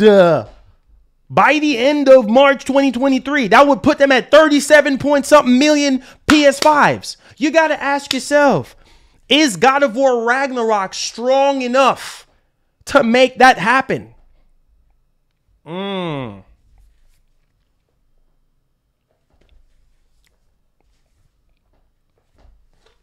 got to ask yourself, oh, we want 18 million. Is that strong enough? With you guys putting out more PS5s out there this holiday season, you can't make this up. Sony themselves said it. They're going to increase supply of PS5s. They're going to promote PlayStation Plus Premium and PlayStation Plus in general, and to go along with God of War Ragnarok and Last of Us and all those major titles for this year. Is that strong enough for them to meet their goal the next quarter, by the end of the next quarter? Can't make this up, guys. You cannot make this up. You can't. And this is putting a lot of pressure. This puts a lot of pressure on God of War. This put a lot of pressure on God of War. I don't know. We'll see. It says Marlon has really fallen off. Sad to see. How is it that I've fallen off? What is it that I fall off on? Please explain to me what have fallen off on. So Marlon, keep in mind that 19.5 million was after years of release with sales on the PC release of the game also. So maybe not. Maybe it will. I don't know. I don't know. I literally don't know, man. I literally don't know. So I'm taking some positive feedback here because some people saying that I've fallen off and saying whatever they're saying. If you guys think I'm garbage or you think I'm terrible, well, please tell me. Please tell me. Please tell me. Boy, please protect your favorite console manufacturer, because that's literally all it is just defending your console manufacturer of choice. Let's see here. It says they got to get minimum 10 to 15 million units on store shelves by Christmas. That's what they're trying to do. That is what they're trying to do. It says, Marlon, what do you think is the bar for PS5 sales? I mean, I think the bar when it comes to PS5s sales-wise is obviously to outdo the last console, which they have already did, right? Around this time, well, around the launch of the PS5, it was already outdoing the PS4, right? But my whole thing is this. What is going to entice the gamer to buy a PS5 console? The games, right? Obviously the games. You also got to understand now, diehard PlayStation fans are salty about games going to PC. So they're sitting here like, you know what? I'm not. You remember that narrative of people saying that they're selling their PS5s because Spider-Man was on PC? There's that problem. Because now people feel like, whoa, I don't even really got to buy a PS5. Boy. Because it's coming to PC. You see what I'm saying? You see exactly what I'm saying? It's like if Sony can come out and say, well, every quarter they can come out and they're pushing at least 10, 15 million PS5s. Man, that is amazing. That would be really amazing. If they can come out every quarter and say, hey, man, we sold 20 million PS5s. That's going to be good. That's going to be great. That's wonderful. But how are you going to sell 20 million PS5s a quarter if the games are just not enticing people? Like people were saying, oh, Returnal. I didn't like Returnal. Returnal was not. What if we get more games like Returnal in the future? Right? You see how people was salty about Days Gone? How at first when Days Gone was released, right? GameStop was doing what they were doing where you can buy the game and return it within 48 hours. Y'all remember that narrative? The game was buggy and glitchy in the very beginning, but the game ended up being great in the end. And then obviously the situation that really kind of unfolded with Sony Ben with not making a sequel, right? And how the huge backlash behind that situation, right? It's like the games that people really want is not going to happen, right? People want a Days Gone 2. Not going to happen, right? People did not like Returnal. But to me, Returnal was a love and hate relationship because at first when I played it, obviously it was hard. It was a very hard game, but I adapted to the hardness of it and beat it. You know, I played the DLC the last time. I finished the game on stream, on Twitch. And in the end, I did get my money's worth out of it. But that's just me. That's just me. Not everybody is going to like that type of game. So you got to ask yourself, Sony cannot afford, and I mean really, they cannot afford to keep making games like Returnal. Because if they come out with a Returnal 2, well, I guess apparently Sony is happy with the way how Returnal performed. And we heard that they're going to be a sequel somewhere, shape or form way. Right. But it's hard for you to predict, man. It's hard for you to put your fingers on. I thought to myself that Returnal was great. A lot of you guys was like, nah, Returnal ain't worth it. Where's Returnal now? Oh, it's in the game catalog. Now you can play it. Now you can play it. You can't make this stuff up, man. Mick Sean, thank you so much for the $10. Says, PS fanboys ain't playing, bro. I know you heard what happened to Dreamcast guy. He got invited to a stream and he spoke negative on Sony and he was being honest and they got mad and kicked him out the stream. What? Like I said, I didn't even watch. Shout out to Dreamcast guy, by the way. You know, he's a supporter of the channel and also on Twitter.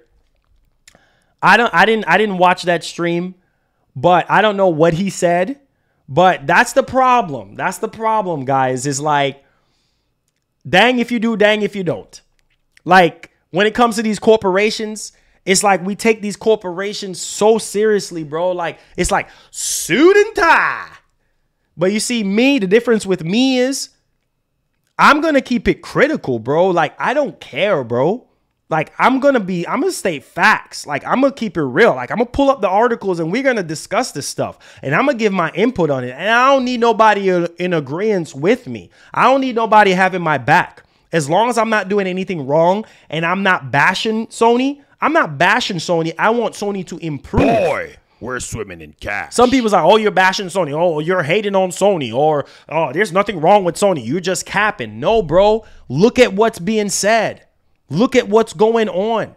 People are saying on social L after L after L. Look at the whole Last of Us situation. You know what I'm saying? Like, look at they're losing player engagement. Look at the whole NFT situation. Like, look at all the stuff that's actually going on right now. Are they doing things that you're happy about, that you care about? That's what you got to ask yourself, because being a console slave is not going to do anything for you.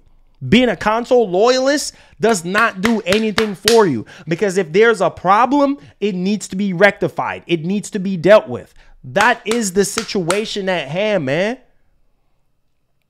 But some people, they just don't like hearing the truth. They just don't like hearing the truth. They just want to brush things off of the rug. And also, they really want you to just say a bunch of positive stuff, right?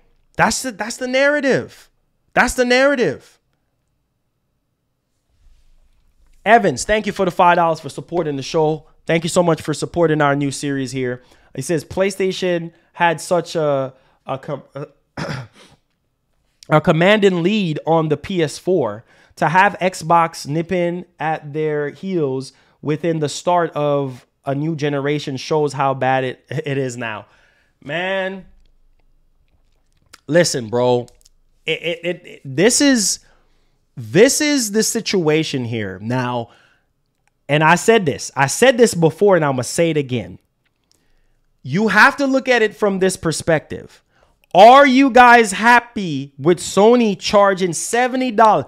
Doesn't matter what game it is. They're going to charge you $70. They're not going to charge you $50. They're not going to charge you $60. Are you happy with that? Are you happy with that? Now, it's as simple as just don't buy the game if you don't like it. But that's not going to fix them keep on doing the same thing over and over, because there are going to be games that you guys don't care about. Let's say, okay, for instance, there could be a situation where they release a game, right? They release a game and you don't like it at first. You don't like it at first, right? So you don't buy it. And then maybe months later, you might pick it up and play it and you might like it, right? That counts as a sale for Sony. And they're just going to keep on making it. They're just going to keep on making more and more and more and more. It's a numbers game. It's a numbers game at the end of the day. You got to ask yourselves, are you happy with spending $70 on every game? Doesn't matter what Sony put out. Are you happy with spending $70? Because you can kiss the whole day and date subscription games goodbye. It's not going to happen, okay? It's not going to happen. Can Sony make it happen and still make a profit? Yes, they can. But they're not going to. They want to make all them coins as much as possible. They can put God of War Ragnarok. They can put God of War Ragnarok in the subscription service. And they can sell it for $70. It's a win-win situation, right? You still charge $70. Oh, come on, man. Somebody help. Somebody help. Somebody help me. Somebody help me. I'm going crazy here. You can still put God of War Ragnarok in a subscription service. Hello. And still charge $70 on the side. What do I always talk about on this channel? Somebody help me. Value, options.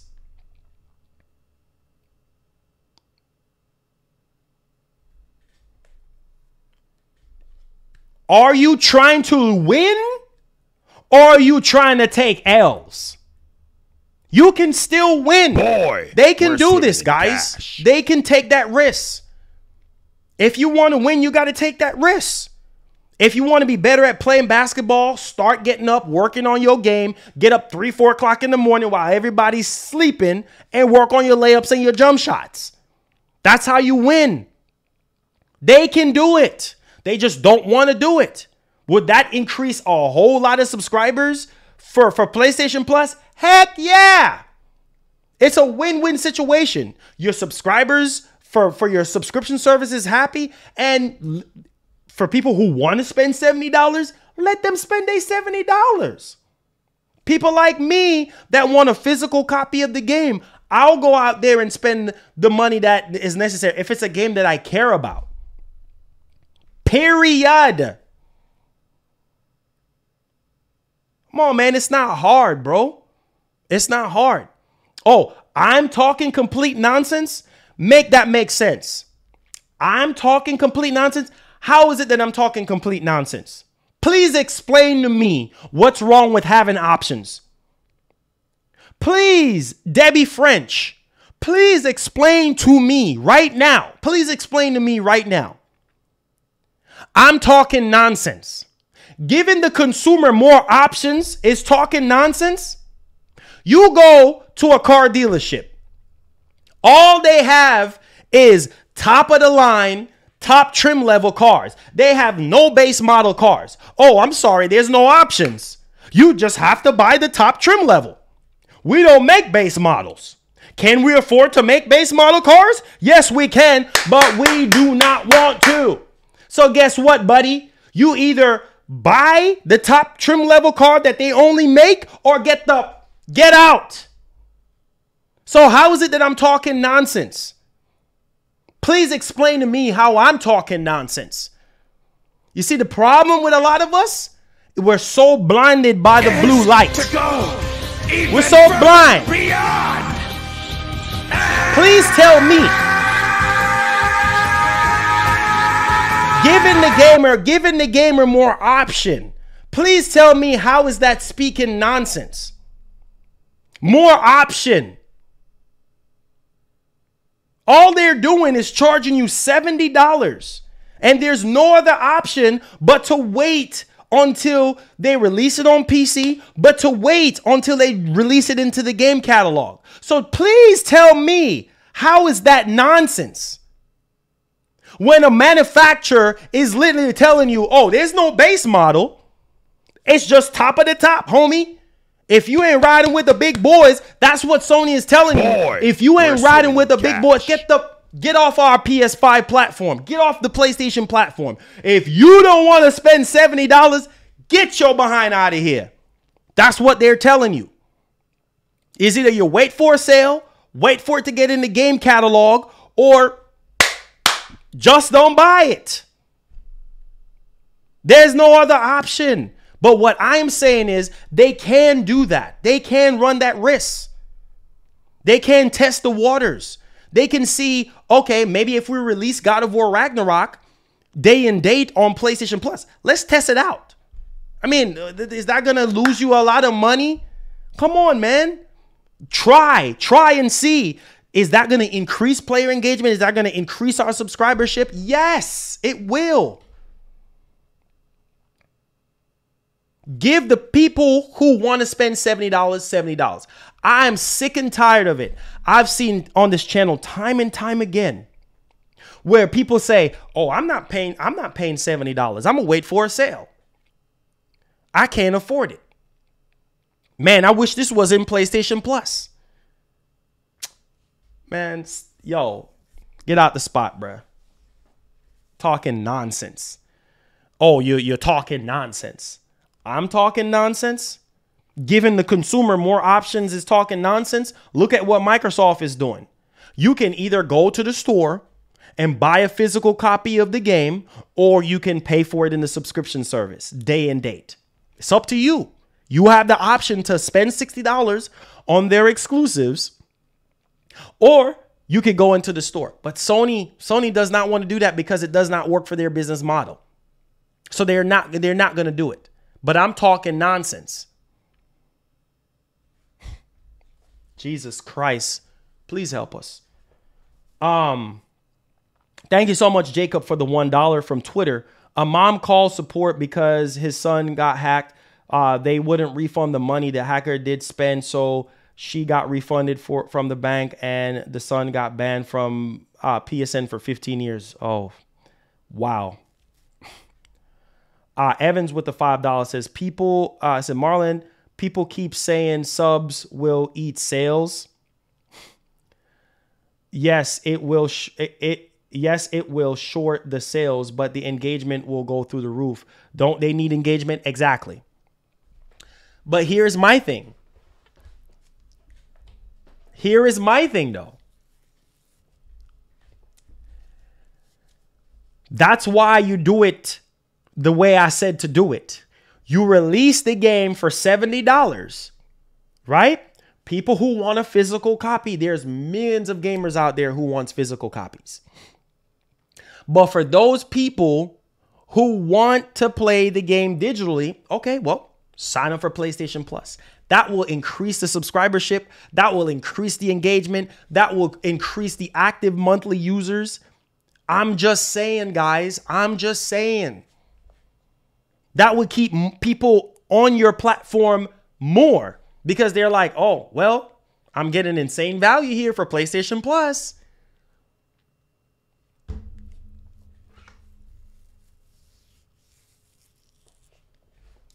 Listen, man, listen. At the end of the day, Sony said that that's not going to work for them. At the end of the day, they said that subscription service games that is released day and date is going to hurt the quality of the games. But my whole thing is this: as long as the development studios are compensated for, that's what Microsoft is doing. They're paying these development studios their upfront costs for it to be tied to a subscription service. That shouldn't really stop you. So you're telling me, basically what you're telling me is Insomniac Games can make a garbage sequel out of Spider-Man 2. I'm just saying, for instance, let's push the narrative here. Let's say Spider-Man 2, right? We know Insomniac is about quality, right? In Spider-Man 2, you know how many subscribers they would get if Spider-Man 2 is day and date on PlayStation Plus? Oh, man, let me stop, bro. Marlon, stop. Stop. Finish the talk. Stop talking, Marlon. Stop talking. Stop talking. They don't get it. Just stop wasting your breath. Stop wasting your breath. As long as Insomniac gets compensated, right, in some way, shape, or form for this game to be tied to a subscription, tied to PlayStation, do you know how much money they would make? Do you know how much more money they would make off of PlayStation Plus? I'm done talking, man. I'm tired of talking now. Nah, we want $70. That's what we want. We want $70. Nah, that's what we want. But we sitting here putting out reports saying, oh, our numbers are going down. We're losing PlayStation active monthly users. We're losing subscribers. You wonder why. You got to take that risk. You want to win in life, you got to take L's and you got to take the risk. If you don't take the risk, ain't going to be no gain. You got to take the risk. You got to stick your neck out there. You got to do something. You got to go through the war zone, bro. You can't worry about getting hit. You got to go through the war zone. You got to try. You got to. Look at the competition. Y'all sitting here crying over Call of Duty, sitting here sounding shook and scared. Oh, we can't rival Call of Duty. We ain't got no studios that can rival Call of Duty. It's going to take years. Yes, we get it that Call of Duty is a staple. We get it that it's an industry giant. It's an iconic giant when it comes to shooters. Yeah, it's not going to be easy, but it can be done. Don't say Rockstar or anybody else can't make something. How do you sound? But yet still people say Sony don't have a problem, but they coming out here sounding shook and scared and out of their freaking mind and sounding weak. Oh, we can't rival Call of Duty. Really? But this is the same Sony y'all going hard for and they sound shook and scared? Man, listen to me, man. Y'all listen. And it's going to take years for this. You can't make this stuff up. They said it's going to take years for anybody to rival Game Pass. Right? Years. But you can rival Game Pass. You can, Sony. You can. You could give Game Pass a run for their money. But you don't want to do it. It can't work, right? It's impossible. It's impossible. It can't work. It don't work for your business model. It can't work. But you're not taking the risks. I'm willing to bet and lose on everything. Listen, bro. I guarantee you if they start doing day and date, Last of Us, God of War Ragnarok. Listen, I already understand that these games cost millions of dollars to make. I get that. But look at how much money y'all make off of subscribers. Y'all making billions of dollars off of these subscribers. Bro, you got what? 46, 47 million subscribers? Bro, that's millions of dollars. I think that's what, like 300 million. That's a lot of money. Y'all making lots of money.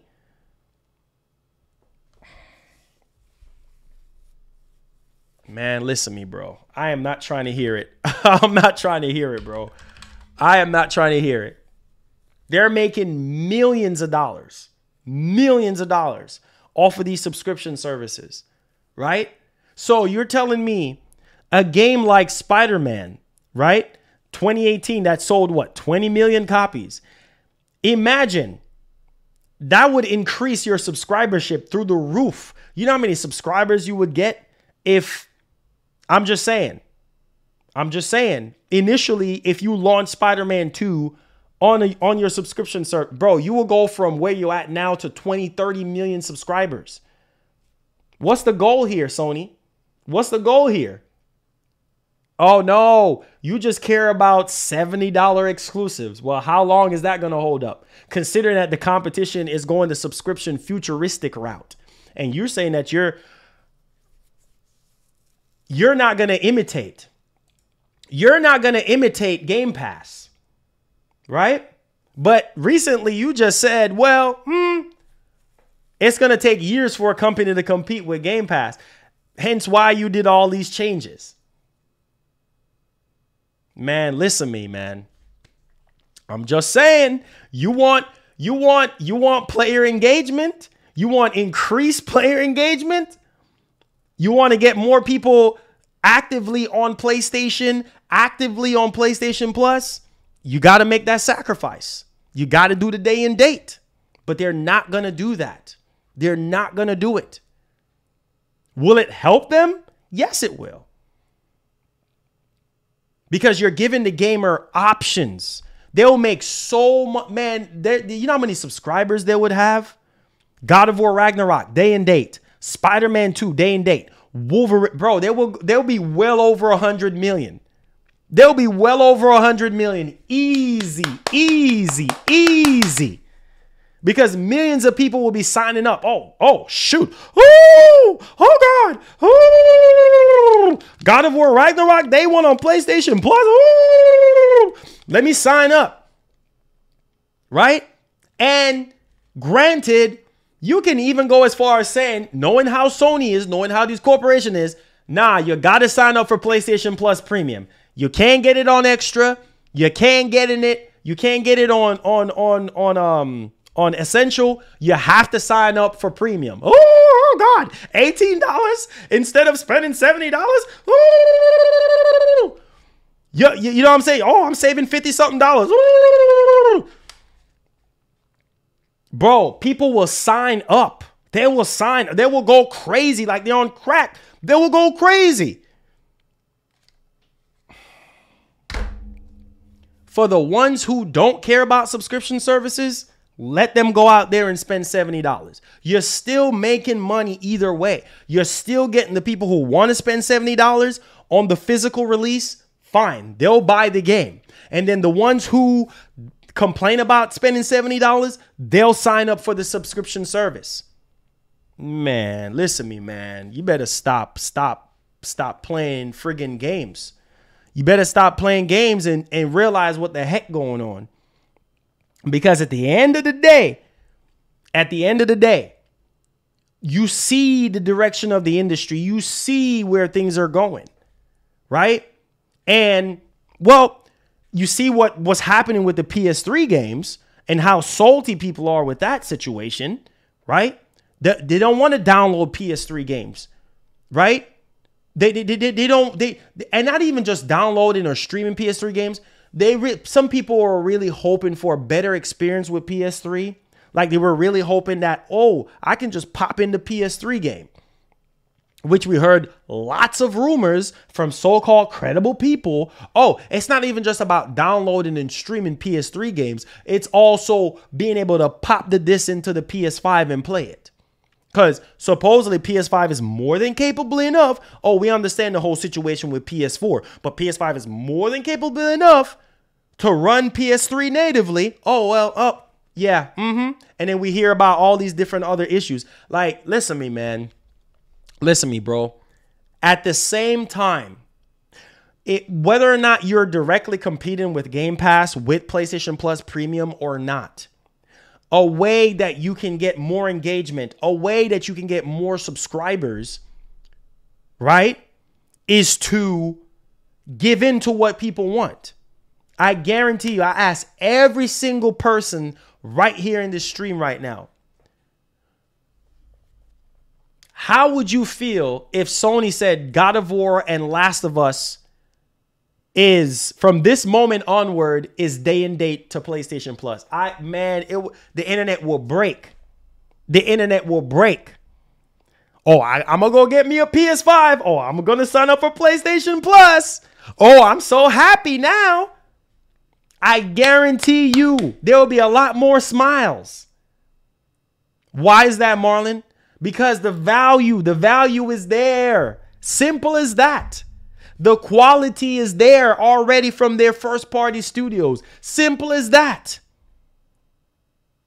The quantity is going to be there. Simple as that. The three pillars that I've talked about on this channel: value, quantity, and quality. Yeah, you got to take L's in order to win. You got to take that risk. Test the waters and see how that helps the community. Spider-Man on PC, a lot of people salty about that. A lot of people are salty about that. Why is that? Well, they don't want it on another platform. They want it here. They want it right here on PlayStation. They don't want it anywhere else. Says Marlon, you're delusional. Well, I guess I'm delusional. I guess what I'm saying here is I care about the consumer more than I care about being a fanboy. So if I'm delusional, if I'm crazy, if I'm just deluded, if I make no sense, then that's completely fine. Listen, laugh, make your laughing emojis all you want. Because at the end of the day, some of y'all going to be the same ones that's going to be complaining when you keep getting served up the same type of meal that you don't want to eat. Right? Instead of being open-minded to the fact that can Sony release their games and day and date in their subscription service? Yes, they can. They can find a way to make it happen. But it doesn't work with their business model, so it's not going to happen. So you get what you get. So yeah, okay, I'm delusional. That's fine. If you think I'm delusional, you get what you get, bro. And some of y'all that think I'm delusional, right? Keep buying, keep doing what you're doing, bro. It's all good. Like I said, you're going to have people. That's just the way how life works. You're going to have people that's going to agree with you. You're going to have people that's going to disagree with you. And then you're going to have the toxic people that they just don't care because they're just going to buy anything Sony do. They're going to support anything Sony do. They don't care. That's a fact of life. And guess who don't give a doggone? Me. I don't care. I don't care. So whether you agree or disagree or whatever the case may be, listen, the fact still remains that a lot of people are not happy with the decisions that Sony is making, with the directions, with the statements that's being put out there to the mass. A lot of people is not happy. A lot of people are not happy with the statement that they said about Call of Duty. A lot of people are not happy with, the whole day and date situation. A lot of people are not happy about backwards compatibility. Listen to me, man. Listen, yo, don't get me upset today on a Sunday here. Don't get me upset today on a Sunday. Yeah, when I tell me say, I gotta talk Jamaican pan this one, yeah. When I tell me say, since the start of this PS5 generation, yeah, that there ain't no problem, dede. No problem, no dede. When everybody thought, say, them are go get backwards compatibility from PS3 to PS2 to PS1, a lot of una think, say, una go get them the type of experience there. I wanna think, say, me delusional? Me no have no common sense? Man, una no have no sense, man. Una mindless. Una literally mindless. Considering a lot of people were saying, oh, me can pop PS1, me can pop PS2, me can pop PS3 game and PS4 game in my PS5. But yet still, we still didn't get that. And to talk about the next situation. Oh, we're supposed to be getting this, and this, and this. And it still didn't happen. It still did not happen. And you say, oh, there's no problem there. There's no problem there. There's no problem there. How them treat backwards compatibility. How them a talk about $70 game. There's no problem there. All said them can't be creative enough to come up with them whole Call of Duty.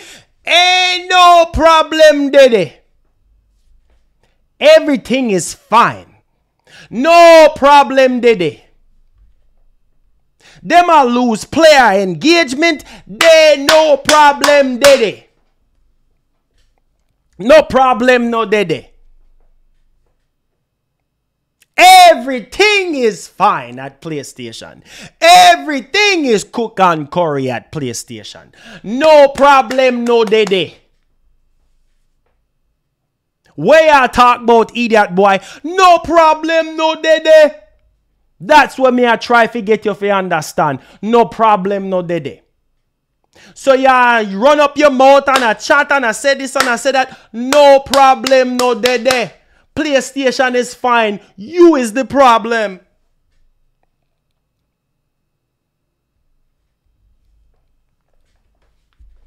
Listen. The narrative here is that one could argue Sony is not in the position to add the games that they want to add to their subscription service. And Granted, people are going to do whatever they're going to do, right? People are going to play the games that they want to play, right?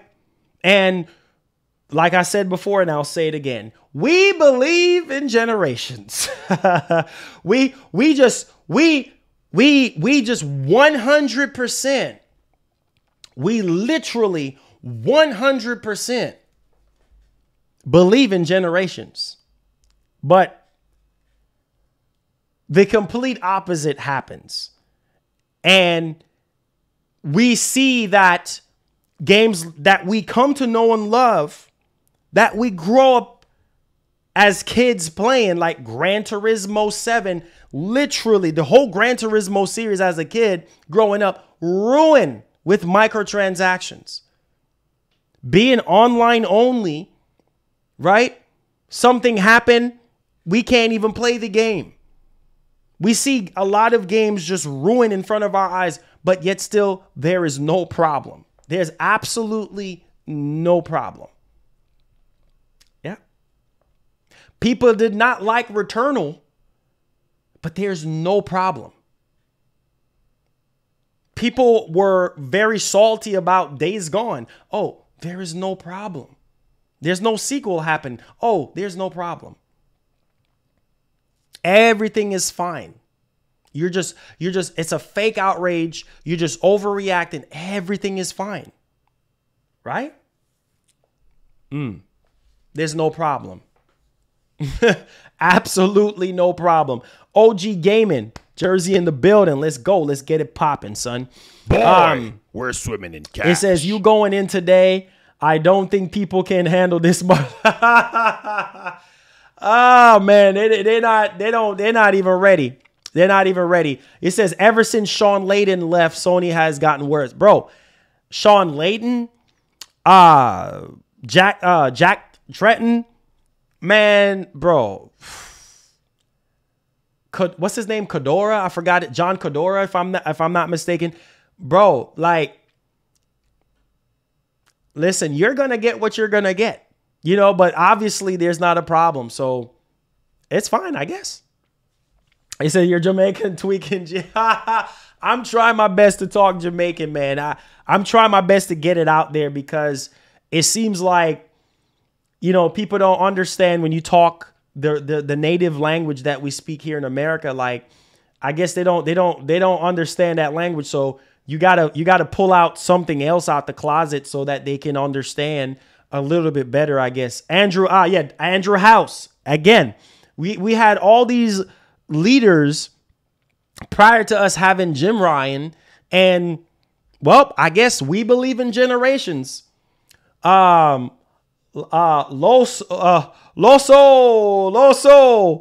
says Marlon needs his flowers. Now he's one of the GOATs of YouTube.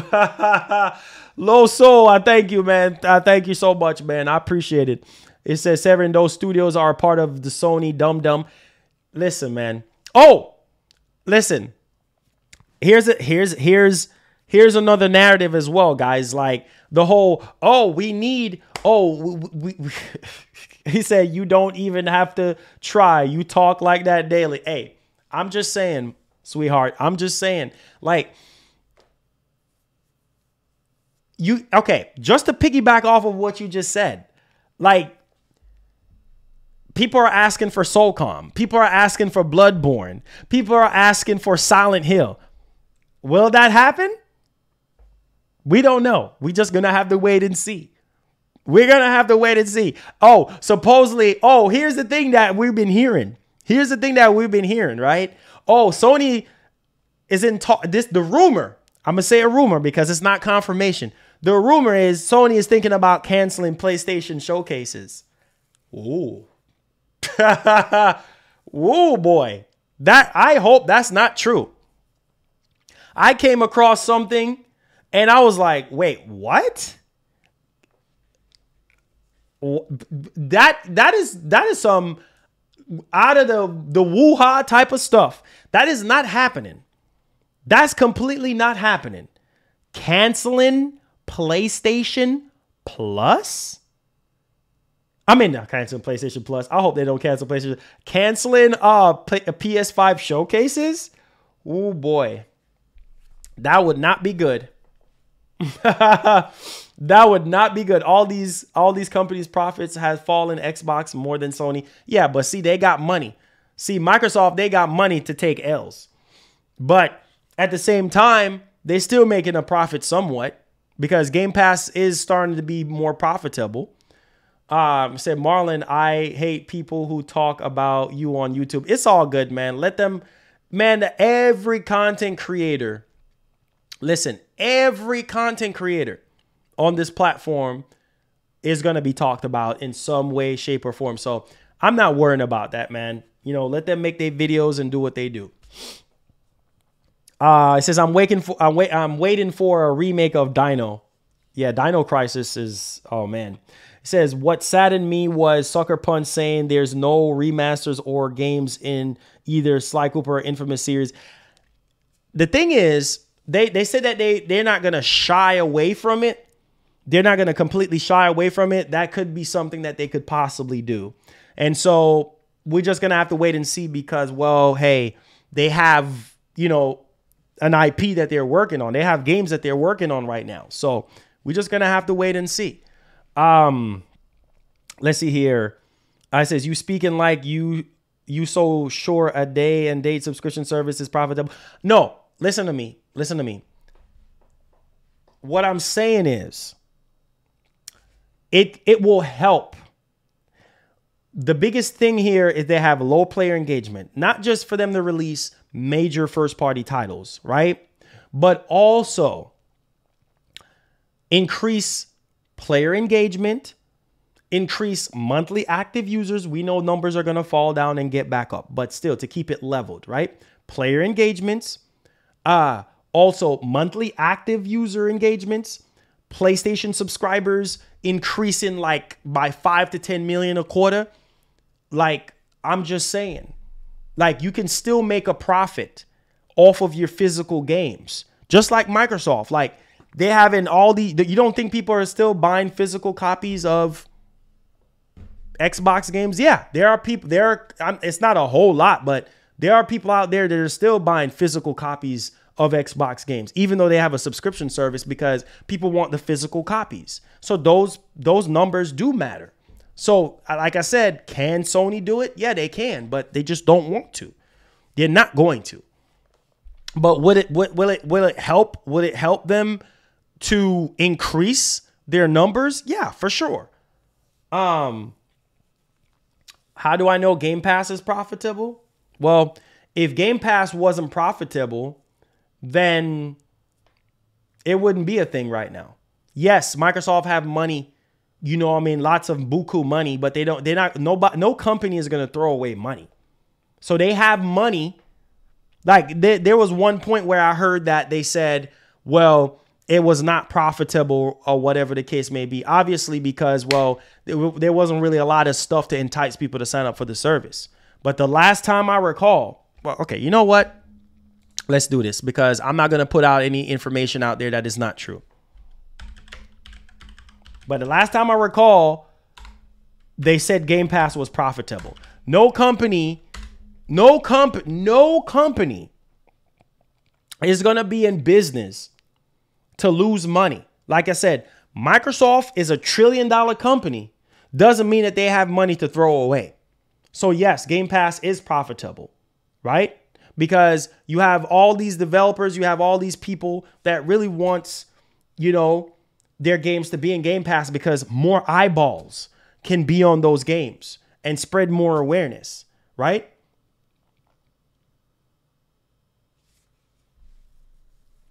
Yeah, you got to ask yourself. You got to ask yourself that, right? Now, in 2021, Phil Spencer seamlessly admits that Game Pass is not profitable, but neither is the Xbox console. Remember that narrative? Remember that, right? And that was from 2021. Okay? So don't you think, like, if they continue on with Game Pass, like, it has to be somewhat profitable, where if it even means that more and more people are playing their games. More and more people are buying Xbox consoles. More and more people are buying PCs. Like if it's even profitable in that way, if it's keeping people into their ecosystem, it's profitable because those people can potentially buy other things, right? I'm just saying, we gotta look into that, guys. We gotta look into that. It says, we know now why the Xbox Game Pass is so important for Microsoft. It's the only thing making any game profit. Yes. We will. Yo, Zero Night, my man. Appreciate the love with the 15 months. Thank you so much. As God bless, amazing first show. Thank you so much, man. I appreciate you. So because my whole thing is this. Yeah, he was saying that Game Pass is not profitable. Yeah, before it wasn't profitable. Now it is. But my whole thing is like, if it wasn't profitable, then why keep doing something that's not profitable? They would cancel Game Pass altogether, right? Now, so the question is, I'm just piggybacking off of the question that he was asking. Okay? If it wasn't profitable, then why continue with the service? Here is this. Gaming consoles have been making what? What have they been making? Games, right? Games. These consoles produce games, right? These developers get enticed to make games for these consoles, right? But at the same time, Game Pass is a subscription service, right? Ultimate, is $15.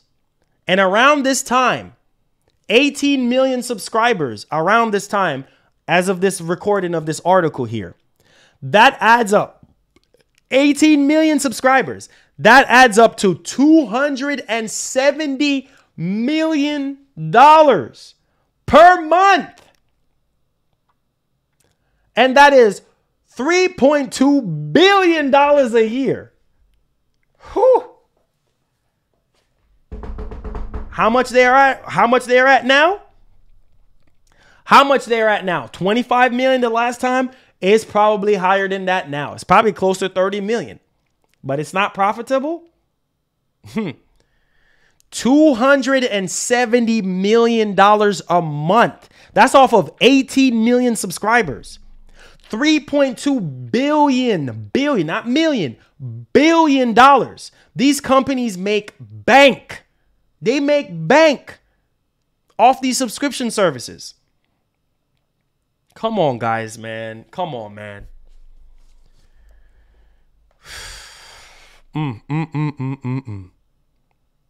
Think about that. At 18 million subscribers, 3.2 billion per year. So they're making, man, well over 5 billion now. And it's not profitable? Oh, man. $3.2 billion a year, and that's not profitable? Okay. It's not profitable. Marlon, that's factually incorrect. How is it incorrect? Please correct me. Please correct me. Please correct me. Please correct me. How is it incorrect? Please correct me. Is the math off? Because clearly Game Pass is profitable. If Game Pass was not profitable, Microsoft would not be supporting Game Pass. Game Pass will be completely finito. It will be dead. It will be done. I can't, man. I seriously cannot. It says you are pronouncing of profitable is killing me. Profitable. Yeah, I said profitable.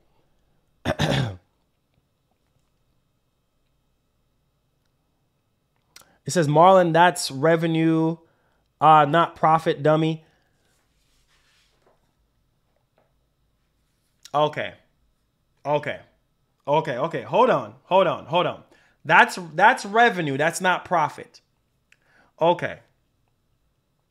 So with them doing 270 million, with them doing 270 million off of 18 million subscribers per month and making $3.2 billion according to this article. Okay. That's not profitable. Oh, that's just revenue. That's just reporting on revenue. That's not profitable. You mean to tell me since 2017, since Game Pass has been around, all the way until now, if that was not profitable, do you ask yourself this? Do you think, since you're calling me a dummy, do you think, dummy, that they would still be doing Game Pass right now if it was not profitable? That you think Microsoft just got money to throw away? Dummy. Do you think, do you honestly think that Microsoft would be doing this from 2017, from 5 years ago, if the service was not profitable? No service is going to start out being super successful. No business is going to start out being profitable. You're going to take L's to start up your business. You got to take L's, period. When you're starting, you're going to lose money. Okay? You're going to lose money to make money. You got to invest in your company to make money, dummy. Okay? So please tell me, dummy. Oh, it's just reporting on revenue. $3.2 billion is not a lot of money, dummy. Doesn't matter if you're thinking that it's not profitable or not. Do you honestly think that Microsoft, because Microsoft is funding Xbox, so do you think that they would still be doing Game Pass if it was not profitable? Do you think that Sony, since you're calling me a dummy, do you think that Sony would be doing PlayStation Plus if it was not profitable? When they first started out PlayStation Plus, oh, they took some L's. That's with any subscription service. So I don't know what you're trying to insinuate here. But you say I'm a dummy. So clearly I don't know anything because you're calling me a dummy. You're calling me somebody that doesn't have common sense and I don't know what I'm talking about. So clearly if Game Pass was not profitable all the way up until now, it would have been discontinued. Period. See, Microsoft, they don't like to disclose numbers like that. They don't. They keep the numbers close to their chest. Not as much as Sony and Nintendo. They don't like to report on hardware sales like that. You know, every once in a while you might hear something. Their main focus is Game Pass. Game Pass is the future. Oh, it's not profitable, but it's the future. Oh, it's not profitable. Oh, that's just numbers. That's just revenue numbers you're reporting on. That's not profitable. Game Pass is the future. Okay? So if I'm just some mindless person talking, Game Pass is the future. Why do you think they're buying up all these studios and all these publishers if Game Pass is not going to be profitable or is profitable? They have a master plan. Don't you get it? Netflix didn't start out making insane profits. It takes some time. Listen to me, man. Listen to me. Y'all listen to me. Don't listen to me, bruh. Don't get me going. Please do not get me going. Because clearly Game Pass is profitable for them to keep on doing it. Clearly it is. Clearly.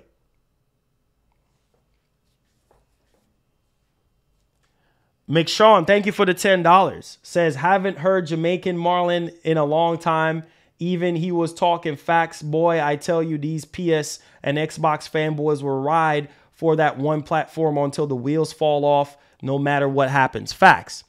It says, now let's hear what Chris Tucker have to say. Oh, man. They don't want to hear that. I'm not even going to even get into that, okay? It says they would still do Game Pass even if it's not profitable.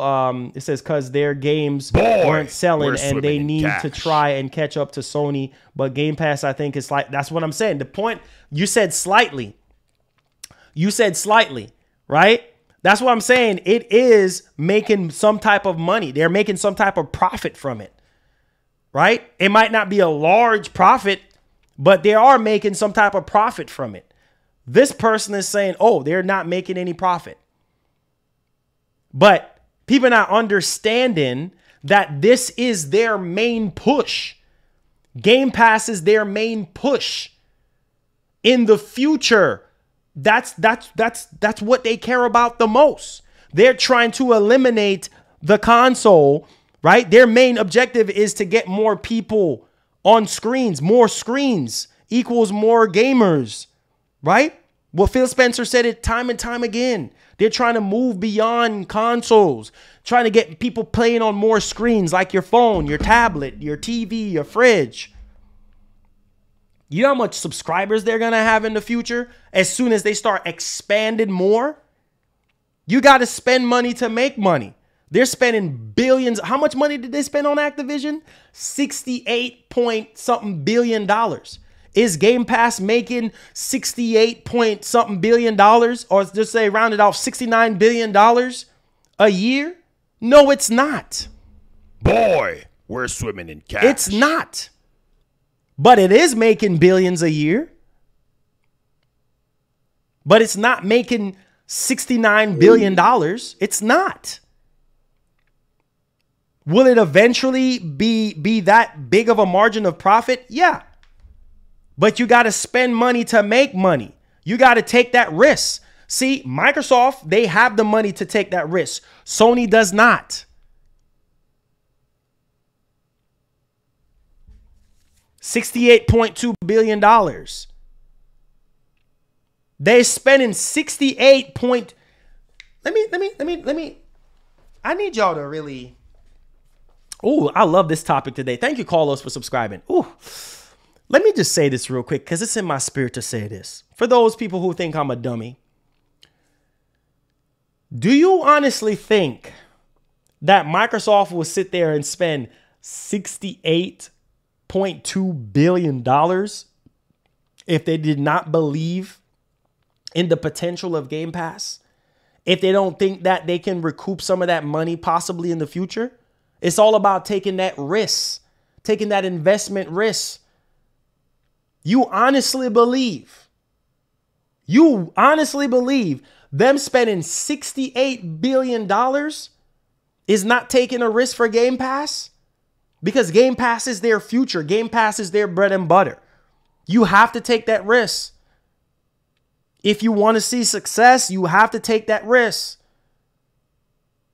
Obviously, that's the reason why they're spending that type of money, because all of the studio buying and all that stuff, it's for Game Pass. Why do you think every show that we get from Xbox is about what? Game Pass. Because that's their main focus. So clearly, it's profitable. Clearly, it's they seeing long green money in the future. So that's why you see them doing all this stuff that they're doing. But y'all don't see it that way, though. Y'all don't see it that way. Y'all don't see it that way. Sony doing the same thing. They doing the same thing with PlayStation Plus Premium and PlayStation Plus Extra, right? They're putting all these $70 games into the game catalog. It's the same thing. They're just not doing day and date. A lot of those games that are in the PlayStation catalog is still selling for full price. But y'all don't see that to talk about. I'm just saying. You gotta cut the cord one way or the other, bro, and you can't cry about it. You literally, I'm just gonna ignore you, K. Whatever your username is. I'm just gonna ignore you. That's literally what I'm gonna do. I'm just gonna ignore you because you need attention, and I'm definitely not gonna give you the attention that you deserve. I am completely not gonna give you the attention that you deserve. I'm not gonna give it to you. My man, OG with the man. That's about $100 from you today. Says, nah, keep on going. Tell the truth. Listen, bro. Listen. Let him call me a dummy all he wants. At this point, I'm not even gonna give him no attention at all. Like some people just need attention and they just love the negativity. Post the proof. That's what I don't see. What proof? What proof do you need? What proof do you need? I want to know what proof do you need? Michael with the $2 says Sony can make $1 billion with one game like God of War. $1 billion? I don't know, man. I don't know. Apparently they can't. They have already cut themselves short of saying they can't. I don't know about $1 billion. I don't know. I don't know. Boy, because clearly they can't. In cash. Clearly they can't. Right? So I'm completely deluded to the fact. Like I'm crazy because for some reason, I guess, I don't know. Hey, that's fine, bro. Hey, that's why you're going to get hidden off the channel. Because you're trying to start a soap opera drama that does not need to be there. Okay? So, yeah, bye-bye. All right, bye-bye. You're trying to start drama that does not need. You're calling me a dummy, and you're saying I'm this, and you're saying I'm that. So, there you go. That's good enough for you right there. Now you're off the channel completely. There you go. Yeah, there you go. It's all good, man. I'm not even going to say his name. I'm not even going to give him no clout, no attention, none of that. Bye-bye. Barry Bonds, baseball, out of here. There you go. Gone. You know, home run. There it is. You know, I don't have time for that. If you don't have anything positive to say and you're just being toxic and you're calling people dummies and all this type of stuff, I don't have time for that. Okay? So since I'm a dummy, then you shouldn't be watching a dummy. You know what I mean? You shouldn't be here watching a dummy. Okay? Period. You shouldn't be. I'm not saying that I'm right on everything. I don't want to be right on everything. You know, I could be wrong on a lot of things. But the point of the matter here is when the facts is there, when the written articles are here and you're looking at what is being reported on and you're talking about it and people are sitting here saying, oh, that's not true and this and that. It's literally right here. It's literally right here. 18 million subscribers. That adds up to $270 million per month equals $3.2 billion. And people are sitting here saying, oh, that's just numbers. But that is growth. That is a lot of money that they're actually making, right? So it's obviously profitable somewhat for them to actually keep doing this.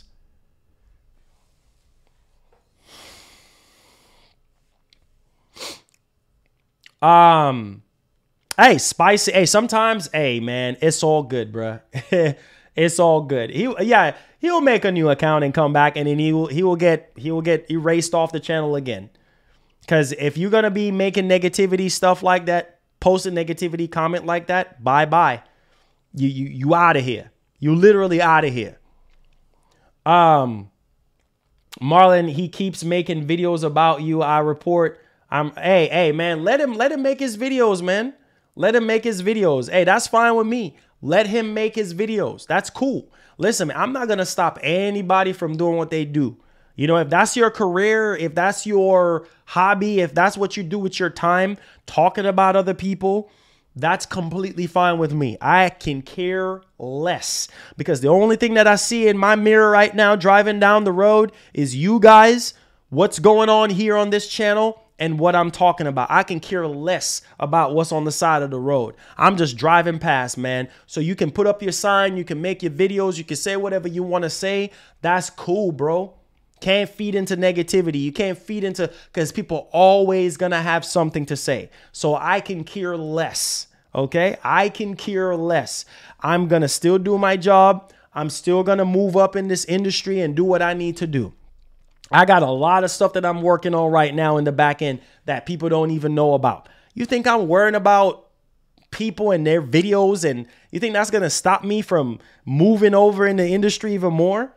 I'm going to E3 next year. I'm trying to make moves. You know what I'm saying? I'm trying to progress and move forward beyond this YouTube stuff. I ain't got time. I got things that's happening in motion right now.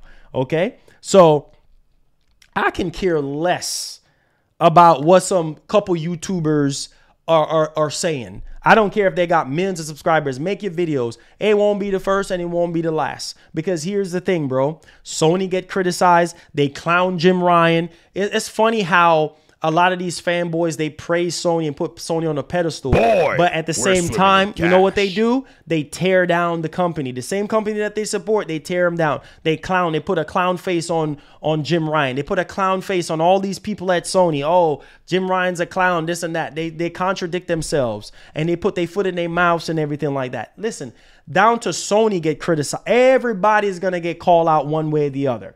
But should you get scared and fold up like a coffee table and worry about, do you care what people have to say about you? No. But when people tag you into stuff and send you stuff, oh, so-and-so is talk about you, then you go look at the video and it's like, oh, okay, bunch of negativity. And they feel like they know every single thing. They so Einstein, they so genius that they're perfect and they know every single thing. So they need to call you out. They need to quote unquote call me out because you're so smart and so educated. So if you're so smart and educated, you should have a gazillion amount of subscribers. Why are you on this platform for? What is your purpose on this platform? To sit there and to talk about other people? Well, that's fine. I mean, there's channels out there that's making millions of dollars every year talking about celebrities, talking about people's downfall. If somebody says something, you know, by mistake or whatever, make your videos, say what you want to say. Who cares? One of the main things that when you get in a job and stuff, you know what they ask you? Do you care what people think about you? We're swimming in cash. Do you care what people think about you? No, I don't care. I don't. As long as I'm not disrespecting anybody, as long as I'm not doing anything at all to make people feel uncomfortable, I can care less. Make your videos, do what you do. Ain't no sweat off my back. I can care less. God has placed me here for a reason, and I'm going to continue to be here for you guys and do what I do best. Not everybody can have the platform that I have, regardless of the numbers, regardless of the negativity around my name. If I can at least get to at least one gamer with some type of positivity, with some type of positive energy and kind of make somebody happy or make them smile or make their day better because of my show, then I've won. My job is done. It's not about the money. It's not about the fame. It's about how can I make somebody's life better? What type of value that I can add to somebody's life that is not there when it comes to entertainment, when it comes to information. That's what I care about the most. That's why I'm doing what I'm doing. And I'm also doing this for my children as well, because I want to show them that, listen, if you put your mind and heart, body and soul into something and you're passionate about it, you can make something of yourself. Why do I want to get on this platform in the first place? Well, because I'm passionate about video games, because I'm passionate about what I do. Why do I want to get to 100,000 subscribers? Well, because I want to show my children that anything that you can do, anything that you can put your mind to, you can do it, right? You just got to work hard. Anything you put your mind to, you can achieve it. Doesn't matter what the negativity is. Doesn't matter what, you know how much negativity I've gotten from family members in my family about doing YouTube. And look where I'm at today. If I was listening to that negativity, I would not be here right now doing YouTube. So I can care. If I didn't care about family members tearing me down about this YouTube stuff when I first started it, I can care less about who you are and what you have to say. I can care less, my G. As long as my core audience that is here is happy and everybody is good, that's all that matters to me. Mic drop. Done with it. Kenta. Thank you for the $5. Sony needs day and date to survive. Apparently not. They just need to keep pushing $70 games. That's what everybody is saying. I've just said that, well, optional speaking wise, they can do it, right? I mean, yes, they said, well, they're going to be, these games cost millions of dollars to make. They'll be losing money and the qualities of the games will be, you know, it's not as good, right? So, hey, there you have it, right? Michael, thank you so much for the $2, says, if they sell 20 million copies at $70, do the math. It's a lot. That's a lot. That's a lot. And also, like I said, with the subscription services as well, you know, with the subs, they can also get a lot with that too. Michael again with the $2 says Sony can make $1 billion with one game like God of War. They can make $1 billion, but it would have to be a really good game. It would have to be like on the level of Call of Duty for them to make that type of, you know what I'm saying, that type of money. You know, it has to be a game that goes beyond God of War for them to do that, because God of War 2018 raked in about in cash. What, 500 million, little over $500 million in revenue for them. So I'm just saying, you know what I'm saying? So literally think about that. God of War 2018, when it was all said and done, made $500 million in revenue. $500 million in revenue. So it can be done. They can make $1 billion games. They can. They literally can. They can make a game that can bring in $1 billion worth of revenue. It's possible. Because if God of War 2018 did over 500 million, guys, over $500 million in revenue for them. That's a lot of money. That's a lot of money. And that's off of one game. So it is possible. I'm just saying. My man, Miguel, thank you so much, Miguel, for the support. Says Marlon, let's see.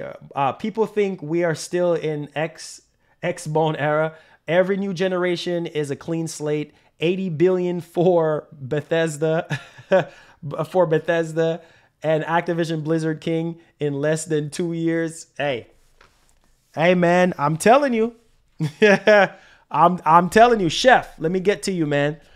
He says, Marlon, what are your thoughts about most third-party AAA multi-plat titles not on sub services costing $70? You see, that it goes back to what I was saying before. It goes back to what I'm saying before. It's like they want to make as much money as possible, right? Like people would want Call of Duty to be on PlayStation Plus day and date and stuff like that. But that's not going to happen, because here's the thing. They want to make the money that they want to make up front. They don't want to do that, right? They don't want to do that. They want to get every penny as much as they can. Every penny. That's why unless these corporations work out a deal with them, then it will happen. But you got to understand that there's a lot of money that's exchanging hands to make that happen. That's what I'm saying. The upfront cost. There's a lot of money, guys, that is going to be, you know what I'm saying, exchanging hands on when it comes to stuff like that. If you want AAA multiplayer games, right, to be tied into your subscription service day and date, there's going to be hundreds of millions of dollars that has to be changing hands. Okay, think about Grand Theft Auto. You know how much millions of dollars Sony would have to come off of in order to make that even a time exclusive, or let alone tied to PlayStation Plus? They would have to come off of so much money to make that happen. And that is if Rockstar and Take-Two can agree to that. You know what I'm saying? Man, I'm telling you, it's a lot of money that would have to be exchanged in order for that to happen. You know? But you guys remember the time? Man, I miss those days when the PS2 had Grand Theft Auto and it was just tied to PlayStation. Y'all remember those days? And then what we had San Andreas making it to Xbox. Y'all remember that? And man, listen, bro. Oh, man. I remember those days, bro. I remember those days when Sony had that deal with them, that contract with Rockstar, with all them Grand Theft Auto games that was on PS2. Man, that really helped the PS2 to be where it's at today, sales-wise. Because, man, people bought PS2s out the woo-ha because of Grand Theft Auto. And I don't even know if Sony don't even really kind of have that type of money, bro, to really kind of make deals like that even happen. Who knows? I don't know. But man, I remember those days. We're swimming in I remember cash. those days, man. I remember those PS2 days. Trust me, it was crazy. It was literally crazy. Shout out to OG Gaming, killing it today with the $10 donation. Man, on fire. Let's get it popping. God bless you and the wifey, man. He says, here's the thing, bro. He says, you are understanding, young man. He says, that's why wife loves you. I'm not that dude. My first video will be PS5 unboxing. I want the smoke. Hey, a matter of fact, I'm going to sub to your channel. Is that the name of your channel? I'm going to sub to your channel and support it, man. Appreciate that. Man, those were some good times, man. Those were some good times when Grand Theft Auto was tied to PlayStation and PlayStation only. Man, if Sony could replicate that, man, that would be huge for PlayStation. Talking about player engagement, talking about people buying PS5s out of the woo-ha, man, that will be crazy for Sony. Because why is that? Because Grand Theft Auto, just like Call of Duty, is a massive game. It's a mammoth of a series. And that will rake in millions of dollars. You know what I mean? Billions potentially, you know, for said company. But hey, you know, that's just what it is. My man, N Spades says, I want to know what is your favorite 5 games this year? Man, you talking about games that I've played or games that is coming out? If it's games that are coming out, then man, I have a lot of games that I'm looking forward to. Like as far as I think Ghostwire Tokyo, I enjoyed Ghostwire Tokyo. Horizon was pretty decent. Gran Turismo 7, not so much. At first when it initially launched, the gameplay wise was kind of solid for me. As far as how the cars drive and stuff, but then with the microtransactions and the overprice of the cars and stuff and all that, it just kind of I don't know, kind of just threw me off a bit. But then they fixed that and I kind of dibble and dabbled into it a little bit more. But yeah, I would say GT7 was kind of like my least favorite this year so far. But like I said, man, I think Sony, they know that, well, they messed up with GT7 and they try to fix it, but the damage was already done. And I think ultimately moving forward, they can learn from that somehow and try not to really push that microtransaction agenda so much and really try to focus on the gameplay and the narrative that they're trying to sell for $70 or whatever the case may be, you know? So that's just kind of like where I'm at. COD gonna do it this gen for Series X and S. Man, COD always come through some type of way, man. It says, you're good, laugh out loud. I just didn't want you tripping that you got timed out. Oh, okay. He's talking. Oh, she's talking about somebody. It says, wow, this dude's still live. Marlon is a living legend. Anyway, guys, I'm not gonna hold y'all up too long. This is episode 1 of Let's Talk PlayStation. I'm trying to make this a multi-series. Hopefully, if you guys enjoy this, give it a like, hit a subscribe, turn on that post notification bell. But I'm gonna try to make this a multi-series somehow, and hopefully not this long, because this was crazy long. Like I was hoping that this would be an hour and a half tops. You know, just kind of going over stuff that's happening in the industry with PlayStation or Xbox, and we'll do more stuff like that. So if you want to see more episodes like this moving forward, we'll continue to do it. And that's just pinpointing just one particular topic or a series of topics that I talk about during the week, and then we can just summarize it on a Sunday, and just kind of really you know, use this platform for that notion, and then you guys can, you know, get your opinions across and your thoughts across and stuff like that. I do know that there's going to be some negativity, boy, we're swimming in cash, surrounding all this conversation that we had today, but it's all love. I love you guys from the bottom of my heart. McShawn, thank you for the $5. Says Gran Turismo 7 wasn't a bad game. Yeah, it wasn't a bad game. It wasn't. What ruined it was microtransactions. Yeah, the gameplay was solid for me. I know some people was making fun of the cars and things of that nature. But the gameplay was solid for me with Gran Turismo. The scenery and the upgrading of the cars and the cafe and online and things of that nature. So it was a solid game. It was just ruined by the microtransactions and the fact that it was online only. You couldn't really play it offline. But nevertheless, I love you guys, man. Be blessed, be easy, and stay tuned for the next episode. We're going to try to do this every Sunday for you guys. And yeah, so we'll be back. Hopefully we get something major this week, and we'll discuss it on the next episode of Let's Talk. All right. Love y'all. Be blessed, be easy. Please have yourself a doggone good one. That's from my boy Etika. Rest in heaven, my brother. Appreciate him so much, man. He has done a lot for gaming and for the industry. Love you guys. We out, man. Peace.